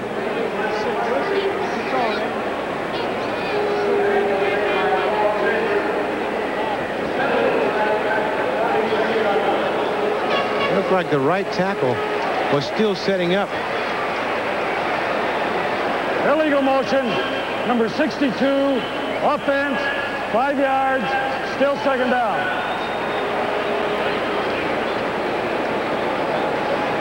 Well, Chuck Noll, I tell you, you know, it's hard to tell what he's thinking about over there. It can't be anything Not pleasant. happy thoughts. That's No. right. This game is the property of the National Football League, of the Steelers and the Bengals. All rights are reserved. Second down and 11. Ball at the 28-yard line of the Steelers. They trail 34-10 in the fourth quarter. Brister lobbed one downfield. Malarkey all day long. They might work this guy into their offense week after week. That was a tremendous play by Malarkey. He was extended, made the play, took the hit, and held on. 26 right game. Pass here by Brister. Also throws it over a defender. Malarkey with a great stretched out catch. Those are the kind that you can get hurt on. It looked like he may have come down on the ball. So Mike Malarkey attended to. He held on, though, to make the first down reception. Steelers being attended to after making the 26-yard reception. He took a hard hit. So Ricky Dixon was the guy that came up and really put a hard shot on him. Tremendous play by Malarkey, his fourth catch of the day, 56 yards in receptions. Next Sunday, join NBC Sports for a terrific football doubleheader beginning at 12:30 Eastern Time with NFL Live. The Bills and the Oilers, two of the AFC's best, meet at the Astrodome. And in the second half of the doubleheader, the Raiders go against John Elway and the Broncos, or the Chiefs take on the Chargers and Jim McMahon. Check local listings for the games and time in your area. Clock is stopped with 12 minutes and 30 seconds to play here at Cincinnati. The Bengals lead the Pittsburgh Steelers 34-10. Good to see Mike is up. Mike Malarkey sitting up now. Just a shot where he stretches out for this ball, and then Dixon comes and catches him just as he hits the ground. Oh, that's a pretty good shot to the head there.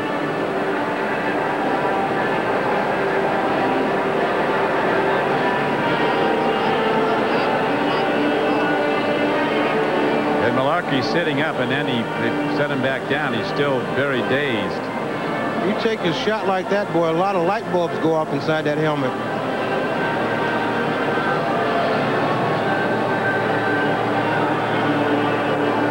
Thrown the ball to Malarkey 5 times a day, and every time they've had a connection.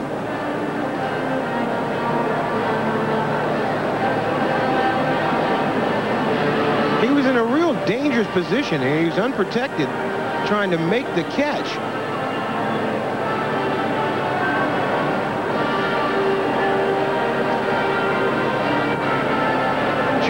Just hard-nosed football here. Once again, as we take a look at this, you see Malarkey just catch the ball, but when he comes down, he doesn't have a chance to protect himself, and Dixon, just trying to make the tackle, catches him right on the side of the head.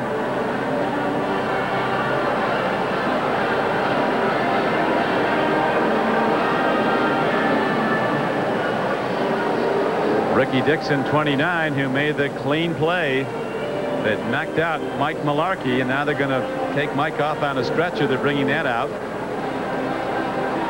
They did have him sitting up and put him back down. The fact that they had him sitting up is a very good sign.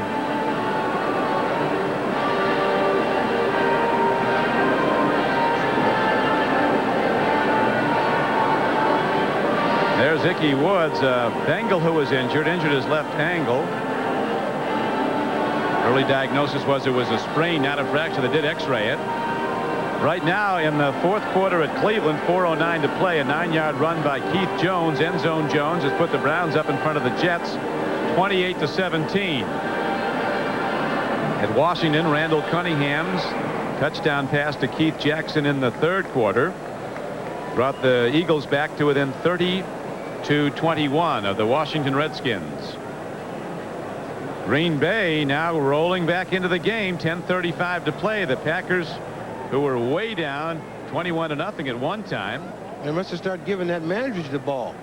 31-28 now. New Orleans holding to a 3-point lead with a lot of time left at Green Bay. Miami continues to lead New England in the fourth quarter 24-3. Dolphins led the favored Patriots 24-0 at halftime. Dallas holding to a 1-point lead. Now it's Atlanta coming back to lead Dallas 27-21 in the fourth quarter. Falcons just scoring.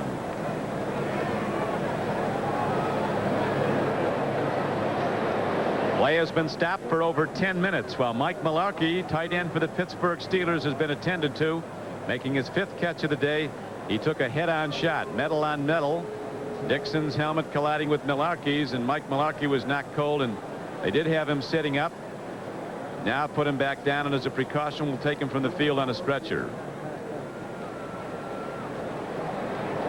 And there's Ickey Woods. You'll see him injure the ankle earlier as he gets hit here, and you see his left ankle diagnosed as a sprain. The end of the first quarter, the Steelers and the Bengals were tied 3-3. Then the Bengals scored 17 unanswered points in the second quarter and took a 20-3 lead. Each team with a touchdown in the third quarter. The Bengals with the only touchdown of the fourth quarter. Very much in command of this game. 34-10 as they look to even their record at 1-1. Browns are leading, so if the score is held up, Bengals would continue to trail the Browns by 1 game in the AFC Central. There's Tim Crumrye making a good recovery after the leg fracture in the Super Bowl. I'm sure he also relates to being taken off the field on a stretcher because of his injury during the Super Bowl. Fortunately, he was able to come back from it. Yeah, he made a remarkable recovery. He had his leg in a cast for 3 months. And they had the way they had set the fracture, his leg was positioned turning out his foot, so he really had to learn to walk and run all over. That happens anytime that you have a leg injury and they have to put a cast on your entire leg. You almost have to learn how to walk again because they always set the thing to where when it comes out of the cast, you think that they did something wrong.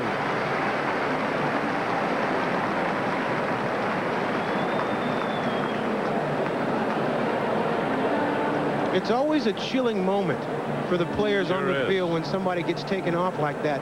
All of a sudden you feel your mortality, so to speak. You feel like you could possibly get injured, and it's something that you have to take right out of your mind so that you can go out there and still play that game at 100%, because if you don't play at 100%, that's when you are going to get an injury. But when somebody goes down and they carry him off the field, that's the moment that you may think about how tough this sport is.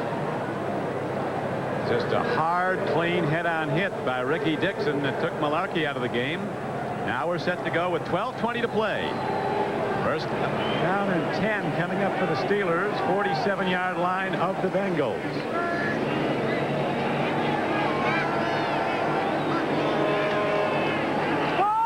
Tip ball, incomplete pass. Carl Zander got a tip of it. 91. He's having a big game. 91, Carl Zander. Early report on Mike Mularkey. The diagnosis was a sprained neck, and he won't be back today, but fortunately he's going to be all right. Well, that was some kind of a collision. He took the blunt of it right with the side of his head. Dixon from Oklahoma was the Bengals' #1 draft choice last year. Here's Worley, the Steelers' #1 draft choice this year. Gang tackle by the Bengals on 2nd down and 10. That's always a bad sign for a running back when you get tackled by 9 guys. That's not going to go a long way, that play. No. Pittsburgh having big problems on 3rd down this season. They're 2 for 18 converting 3rd downs. 0 for 10 last week, 2 for 8 today. One thing they can be sort of happy about, they have had some half-to-half improvement. They played a little better this half than they did the last half. They definitely did that. They were down 20-3 at halftime. Going on the run, Brister hits Lewis Lips, who comes back at the ball on Lewis Phillips. And it's a first down for the Pittsburgh Steelers. Phillips is down, the man who hit him. Lewis Lips, just a button hook, they used to call it, just straight down the field, turn that defensive back around, and then come back to the ball. Watch the way he works to the ball and catches that ball with his hands. You just cannot talk about catching the ball with your hands enough for a receiver. It gives you another opportunity to catch it if you can reach out in front of you and make the catch. Also, you're quicker to take off and run with it afterwards. Phillips attended to after putting that hard hit on. That time the hitter felt the brunt. Phillips having a good day, 5 tackles.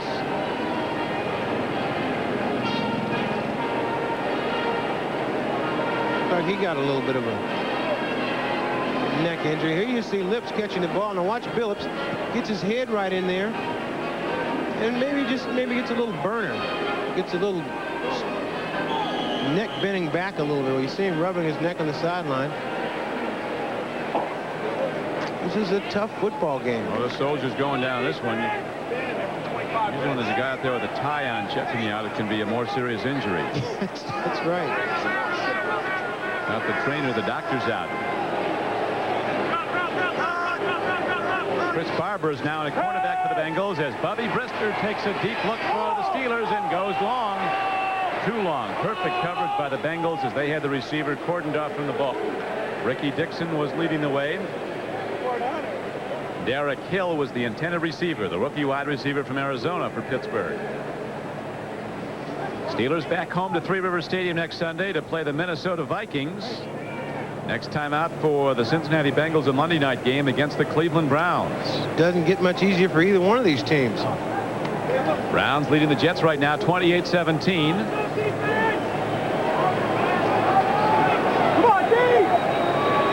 Second down and 10 coming up from the 33-yard line here in the fourth quarter with the Bengals in the lead 34-10.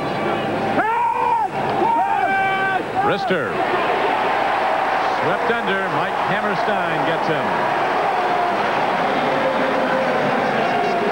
That has become a familiar play here this afternoon. If it hasn't been Hammerstein, it's been Carl Zander. Cincinnati has 6 sacks, 56 yards. That's the next games for the Steelers. The Vikings are next at Three Rivers, then on to Detroit, playing at Pontiac. Home against the Bengals again. 3 divisional games in a row. Houston and Cleveland. There's no rest for the weary. They got to get strong in a hurry or else these teams will eat them up. Brister on the run. He's got an open track as he takes it ahead. He's close to a first down and takes on tacklers rather than step out of bounds. They say he's tough, and he is. He needed about 3 more yards to get the first down, so he tried to get it with just a head-down rush. He did gain 15 yards, but was short of the first down. Here you see Brister feeling a lot of heat from Skip McClendon on the left-hand side. Then he rolls outside of the pocket and takes off. Now he's a halfback. He's trying to get that first down. That's why he's trying to spin inside and get a few extra yards, but they seem to nail him just about 4 or 5 yards short.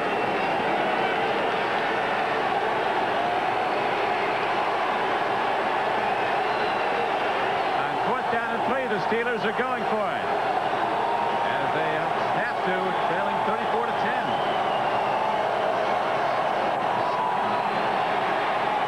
34-10. Brister throws. Down with the ball is Rodney Carter, and he has a first down for Pittsburgh at the 20-yard line. The Steelers took on that Leon Spinks attitude here. 4th and go. What do they have to lose? Leon Spinks said that before he fought Muhammad Ali. He said, I ain't got nothing to lose. So I'm sure the Steelers felt the same way. 4th down and short, they got to go for it. Sure didn't have any teeth to lose. No, that's true. Actually, Leon's doing well now, though. He's a greeter at Mike Ditka's restaurant in Chicago. Really? That's Tux. He's come back very nicely. That's why that restaurant's so popular. Mike made me think it was him. They had that film on videotape. It was selling for $89.95. Bertie Pacheco, the NBC boxing analyst, said for $89.95 you get Leon to come to your house and restage the fight. Ended up like tigers here in Cincinnati. Yeah, in the jungle. Yeah, I think they may have had an off day out there at that mental hospital. Had a few people in there looking a little different. Right now we have first down and 10 coming up. Nice play fake by Brister. Once again, he runs out of time and throws it away. Throws it down towards that Tiger area where they keep the mascot. Yeah, I noticed number 37, Robert Jackson, was putting on the brakes before he got down there near that Tiger. Benzu, the Tiger's right in that cage. He grows so fast. He starts out as a cub, and by the time the snow flies in late November, you don't want to be near him. Cleveland continues to lead the Jets in the fourth quarter. Raiders holding to a 2-point lead over the Chiefs at Kansas City. Look at the Eagles come back. They were getting wiped out in that game. Now we just have Christian Okoye scoring for the Chiefs, and they lead 24-19 over the Raiders. Atlanta's come from behind to lead Dallas.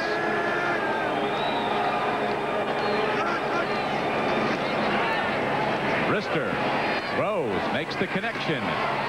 Rodney Carter from Purdue is ahead. Leon White and Kyle Zander, two linebackers, knocked him down on a third down and 10 play. The third coming up. They gain 10. Here's Brister, been pretty successful on these little short patterns. He's got Rodney Carter, just a little stop pattern right over the side where the linebacker left. And Carter gets it and keeps it moving forward. They have not had the time to really go deep. The only passes that they've been able to throw are these sort of short rhythm passes. To go to that. They continue to try to go deep, but there just isn't enough time. The Bengals getting a very diversified rush. A lot of blitzes. On third and about 2, Jim Scow, Submarines fullback Merrill Hodge of the Steelers. Zander was also on the play along with Joe Kelly, 58. This is the part of the field that the game takes on another dimension. See, you just put the big boys down here. There's no finesse coming up. This is the big strength against strength.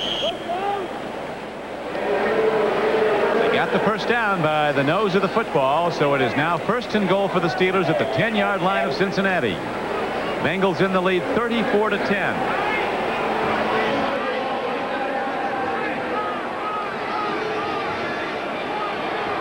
Bengal offense, which misfired last week at Chicago, missed a lot of scoring opportunities, really hitting on all 8 today. Brister takes a look on the run. Throws it away wisely as the coverage was there. Nothing open for Brister to go to, so he had to throw it away, and it's second down and goal from the 10. Now, when a quarterback starts scrambling around like that, these receivers got to find an open spot somewhere. Don't leave the quarterback hanging. You see Brister, as he scrambles, he's still looking down the field. He's trying to find somebody to throw the ball to. And he does. He throws it to that Tiger over there in the cage over on the side. Benzu. White Tiger. Rare Tiger. These Steelers are playing like they're in the eye of the Tiger. Dick LeBeau, defensive coordinator for the Bengals, checking things out. Here's the throw and a catch down to the 5-yard line to Merrill Hodge. Kevin Walker and Carl Zander on the tackle again. Brister trying to work it in step by step, row by row, trying to make those little gains add up to 6. Looking for a touchdown. They've not scored in the second half, or excuse me, since the early in the third quarter. All those signals being signaled in from the sideline. This is some drive to him out. This might be a career drive. 16th play of the drive, and you'll notice that none of these Steelers are going to quit. I guarantee when they look at these films, they're looking for somebody to quit. If you quit now, you won't be on this team in another week. Third and goal. Brister throws, and Carter can't get to it. Joe Kelly was defending on the play, and there was a lot of pressure coming up the middle again. There's been no pocket today to speak of for Bubby Brister. None whatsoever. As you see, there's Tom Moore, the offensive coordinator, on the sideline. Every time Brister drops back to pass, there is heat put on him from somewhere. I mean, he has not been able to drop back, set up, look for a receiver, and deliver the ball anytime today. There's always somebody that's breaking free. There's Tom Moore to the left of Chuck Noll there, the offensive coordinator. And he's got good plays. Fourth and goal from the 6-yard line for the Steelers. Just got to have the right players.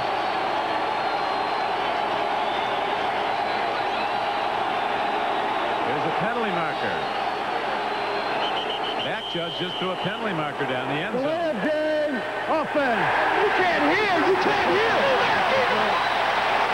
See, that's how this is such a bad rule. In the early part of the preseason, it worked against the home team when the fans cheer, and now they rule that Brister could have got a playoff and didn't. Brister's infuriated. Well, see, Bubby has to learn he's that. Right. He is right on this play, but you let your coach holler at that referee. You don't want to holler. He's just frustrated from a long day. They aren't going to pick the flag back up. As you see Chuck Noll, he's laughing at it.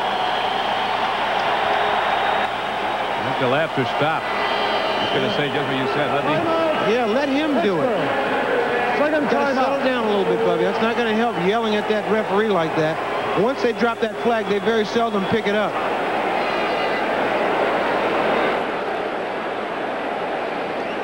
Chuck, being a realist, saying, I know that they're making the noise. Just run the play.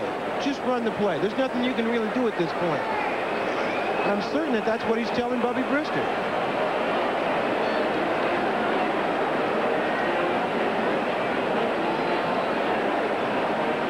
Bubby's had a rough day. Hey, the Bengals have made it a rough day for a lot of Steelers as they lead the game 34-10 with 6:04 to play. Brister has all the tools to be outstanding. 6'3", 210 in his 4th year from Northeast Louisiana. Was a 3rd-round draft choice. Almost went to Alabama, then elected to play baseball with the Tiger organization and switched to Northeast Louisiana. Tonight on NBC, The Magical World of Disney presents part 2 of The Parent Trap.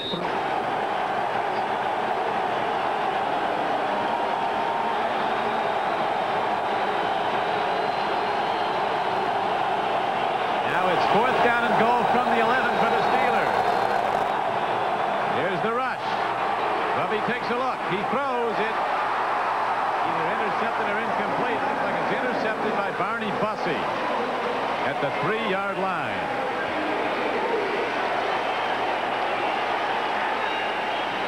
Bubby tried to hit that ball, tried to squeeze it in there to Dwight Stone, but he was surrounded by black and orange jerseys.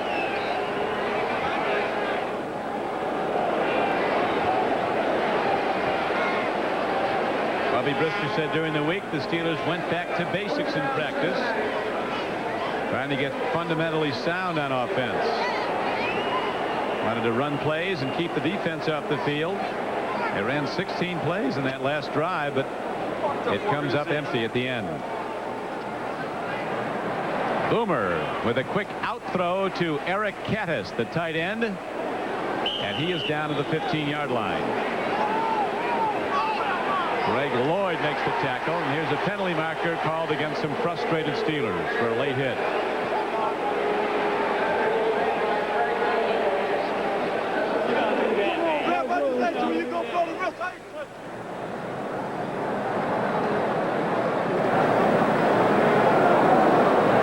Clock stop with unsportsmanlike conduct, number 95, defense, 15 yards, first down. Greg Lloyd called for the offensive foul. Defensive foul. This game has been a technical knockout for some time. We have 5:44 to play. You see Caddis with the catch, and there's Lloyd. He has him. Now he's on the ground. I don't know where that penalty. I don't know what the penalty was. When things go bad, everything goes bad. It's really gone bad the first 2 weeks for the Steelers. There were rays of hope today, but they turned to dark clouds again as Boomer Esiason drops. He wants more. I don't know if I'll be doing this. Got some angry guys coming after you, trying to go to Rodney Holman. 34-10 lead.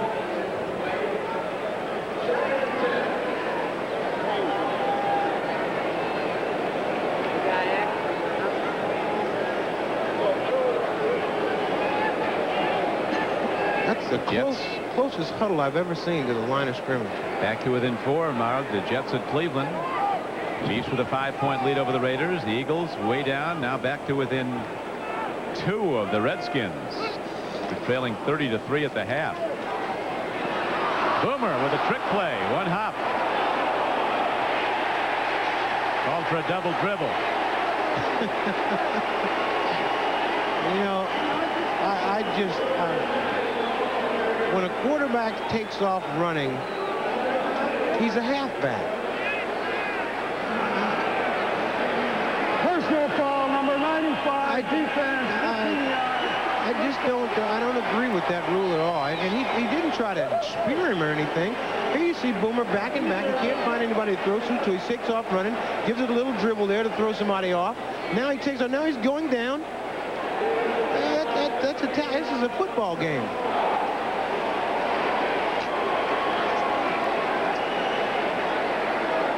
Steelers 140 penalty yardage is going to negate their offense. What offense? 144 yards in penalties.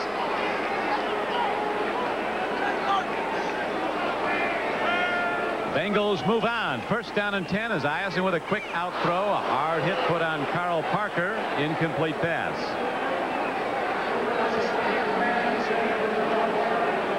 Dwayne Woodruff, number 49, was all over that play. That's one of the ones when you run as an offensive receiver, you know that guy's there. He's not biting on this at all. When the receiver stops, here comes Woodruff. And you got to expose all those ribs in there, boy. You want to get those arms down in a hurry. We know about Sam White and Chuck Noll don't do a lot of handshaking after games. I wonder if Sam wants to put in the end zone again if he can. Got his quarterback throwing the 34-10 lead. Now they go to the run. Rookie Eric Ball takes it across the 45 and down to the 43-yard line of the Steelers. A lot of time remaining. 4 minutes and 40 seconds to go in the game. But the Bengals with a big lead, 34-10. Eric Ball getting some valuable playing time, a rookie from UCLA. A game like this, you get a chance to let him play. And Munoz, you know, that'll frighten you when you're on the sideline. You see a guy that big come off limping, and you want to know, I'm staying away from wherever you just came from. Doesn't look like it's very serious. Third down and 6 coming up now for the Bengals. Joey wants all he can get. Stanford Jennings breaks it to the outside. He's inside the 20, gets a terrific block, and Jennings goes in. Touchdown, Cincinnati. I tell you, Esiason took some shot when he released the ball. That's the danger you have. You got an angry team, and you're throwing at them when they're way down. They're going to take a cheap hit when they can get it. It's a clean hit on Esiason, though. One of the key blocks on this run was put on by Carl Parker. Here you see Esiason drop back. Hits him on the side. Now watch number 86 right in for here. Oh, there was the block. We barely missed it. Stanford Jennings, fine running ability after he caught that ball. He broke a bunch of tackles. There's the last one that gets him into the end zone. Another one of those all-around backs that can do everything. Block, catches well, runs well, and gets in the end zone. Steelers got a big rush, and they really put a shot on Boomer Esiason, but the play goes for a touchdown. And with 3:53 left to play in the game, the Bengals extend their lead to 41-10. The Pittsburgh Steelers this season have been outscored 92-10. Next Saturday, join NBC Sports for the Major League Baseball Game of the Week as NBC stays on top of the pennant races. Next Saturday, some of you will see the Pirates against the Cubs at Chicago. Others will see the Montreal Expos and the Mets at New York, all starting at 2 o'clock. And it all begins with Major League Baseball. All rights reserved. It is presented by authority of the National Football League and is intended for the private use of our audience. Any rebroadcast or the use of this telecast without the express written consent of the Cincinnati Bengals and the National Football League is prohibited. Picking up the ball and running with it. The man not used to doing that. Coming down the field, not doing a bad job at all, is 91 Gerald Williams, a backup linebacker. Chris Barber gets him. And the Bengals send out their defense, and the Steelers send out Bubby Brister in the O once again as Munoz settles back. Another job well done. I guarantee you they don't have any new plays. They're going to try to make the old plays work.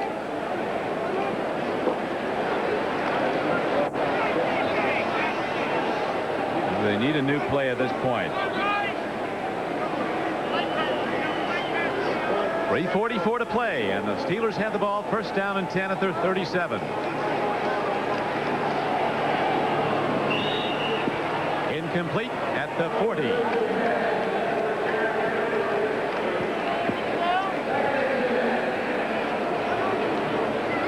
Derek Hill, their third-round draft choice, gets some playing time and very needed playing time. They hope that Derek Hill can come around and give them that 1-2 punch they had when they had Swan and Stallworth with Lips and Derek Hill. But first, they've got to shore up that offensive line. There's a throw and a nice catch over the middle. Tight end was stretched, Terry O'Shea, but he caught the ball. And he was ahead in a 2nd and 10 play for a gain of about 7 yards. This play has worked very well for the Steelers during the day. If you're looking for something positive, Brister just backing up, looking for that tight end coming across the middle.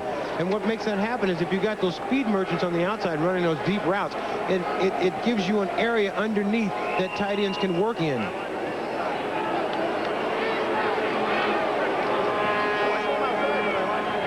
Tight ends have caught 6 passes. That was the first reception by Terry O'Shea. Mike Malarkey, before he went out with injury, caught 5 passes today.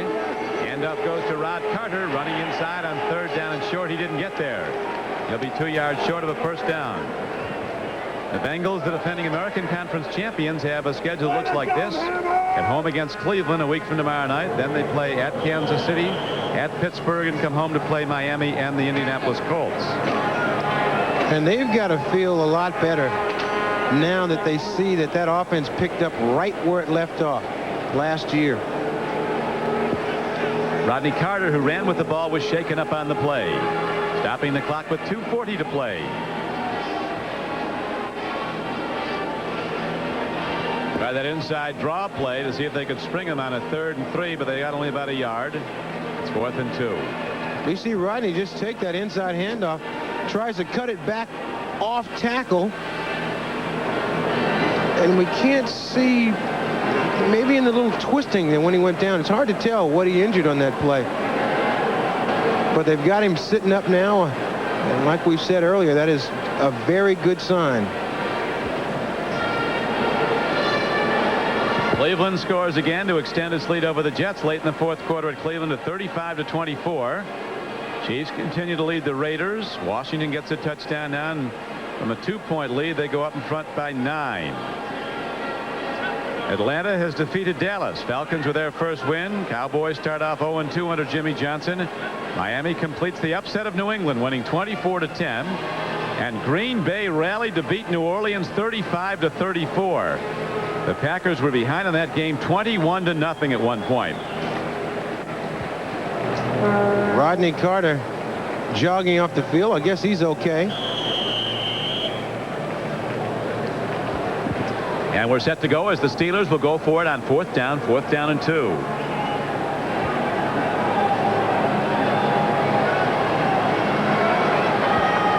This is the 3rd 4th down they've gone for it. Got it on an earlier one, missed once. Looks like Merrill Hodge has the room to get the ball in for the first down. He did. They got it out to the 48-yard line. So the Steelers get a first down. But they need that 32-point play at this point. Down 41-10. He certainly needs some points. This is the toughest spot ever for an athlete to try to play with the score. I mean, it's almost impossible that you're going to win this football game. But you got to still go out there and keep hacking away. Let me amend that, Ahmad. It is impossible to win this one. We really have a news story if that happens. I was trying to be optimistic. Yeah, that's right. Got to be that. And now the 2-minute warning is given, and we'll return to Riverfront Stadium after this. AT&T, the right choice.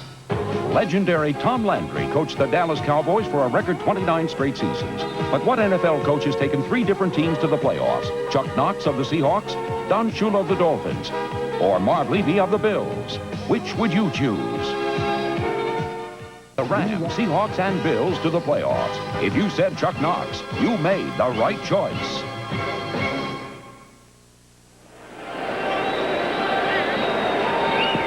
Don Prickey with Ahmad Rashad back at Riverfront Stadium, where the Bengals continue to blast the Steelers, leading 41-10. Coach Chuck Noll's team off to an 0-2 start. The Steelers started slow last year, then came on very strong through the last 5 games. They won 4 of their last 5, and there was great optimism in the Steeler camp starting out this season. Sam White's team, of course, coming off a 12-4 year when they won the AFC Championship. They actually finished them out with the best record in football after the Super Bowl was over. They were 14-5 overall. Even better than the 49ers, although the 49ers won that one that does count. The one that does count. Those are the kind of things you read in the press guides. Yeah. Here they say, we lost 4. We're at that point, my friend. That's right. You always see the stats where we lost 5 games by 4 points. Still lost them. Paul Brown, Vice President and General Manager of the Bengals, with his glasses on the field. He's seen some winners. We had a good chat yesterday. He was telling me about Bud Grant as a player. Really? Yeah. Throw. Good to see Rodney Carter back in the game after being shaken up. And he gets down to the 43-yard line. He'll be short of a first down. It'll be 3rd and 2. Now it's time for the Most Valuable Player Award, sponsored by Budweiser. Today's MVP is James Brooks of the Cincinnati Bengals. Budweiser will make a contribution to the United Way on behalf of all the MVPs selected in today's games. James had a big day. He rushed the ball 20 times for 113 yards and a touchdown. Caught 1 pass for 17 yards. And it was a tough ballot here because Boomer Esiason had a great day too. 16 for 27, no interceptions, 328 yards and 2 touchdowns. Brister throws upfield and it's incomplete at the 27-yard line. Our thanks to spotters Doug Kidd and John Garrett and statistician Mark Wagner. 1:08 to play in the game. There's James Brooks at age 30, as we mentioned earlier. Inspired by the play of Walter Payton at the same age when Walter gained almost 1,700 yards as a 30-year-old. Said he likes to get those defensive guys all mad at him when they try to just nail him. That's when he can fake them out best. Talks a lot during the football game, but not much off the field. Really? Yeah. He says something when they give him the ball.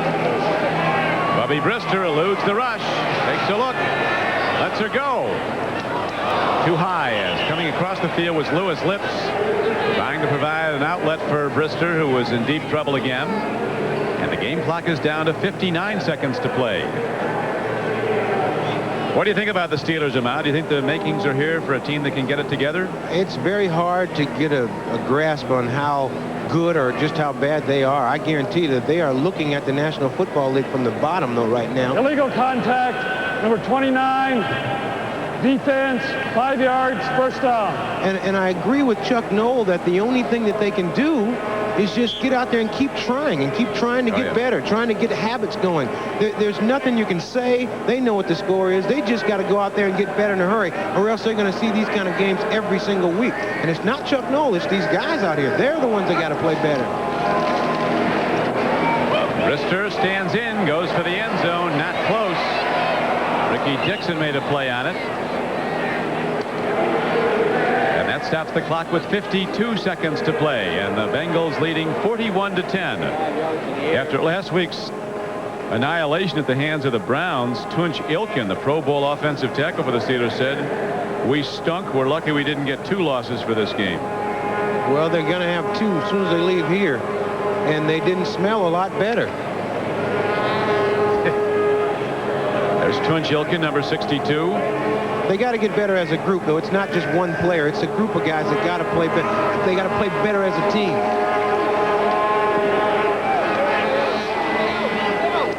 Again, Brister is too high as he tries to go to Merrill Hodge. And 4th down and 10. 3rd down and 10 comes up now for Pittsburgh. Tell you one thing they have to get used to is the loss of Mike Webster in the offensive line.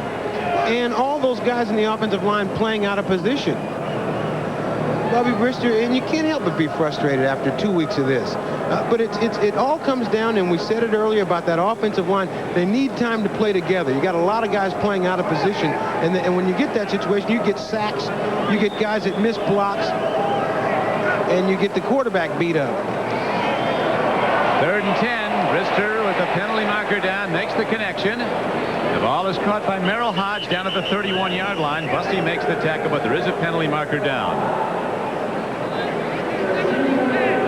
this point, again, it's got to be a holding call, but at this point, you'd rather hold than let your quarterback get nailed. That was a smart play.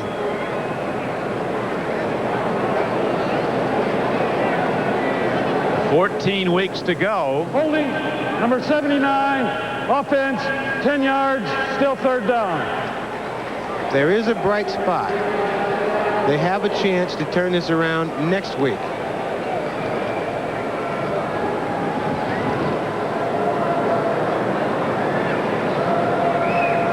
Couldn't see the hold. If they can turn it around next week, they'll really have achieved something, because there's a team better than the Vikings around. I'm not sure who it is. Well, sometimes you get backed up against a wall like that playing against the best. It brings out the best in you. It's like the bully that's going to beat you up after school. Either you fight back or you get killed. We saw the Vikings last week just destroy a strong Houston team, 38-7. Quick out pattern. Stone catches the ball and is down at the 35-yard line. Ricky Dixon got him. Timeout, Pittsburgh. And the Steelers call a timeout. Fortunately, they only have one left after this.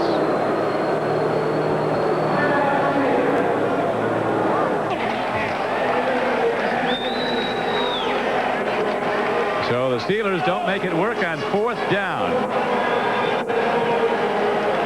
And now the Bengals send out their offense to run one play into the line and, perchance, run this game out.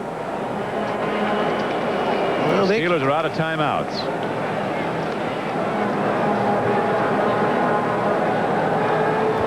The executive producer of NBC Sports is Terry O'Neill.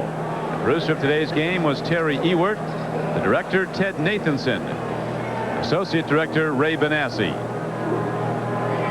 21 seconds to go. Turk Schonert comes in now to run one of the best jobs in football, playing backup quarterback on a winning team. That's right. Those kind of guys sell a lot of real estate in the offseason. That's what they usually are, real estate brokers. Big bucks and little jeopardy. That'll do it. Bengals win very impressively, and the Steelers head back home to Pittsburgh to try to fix it if they can.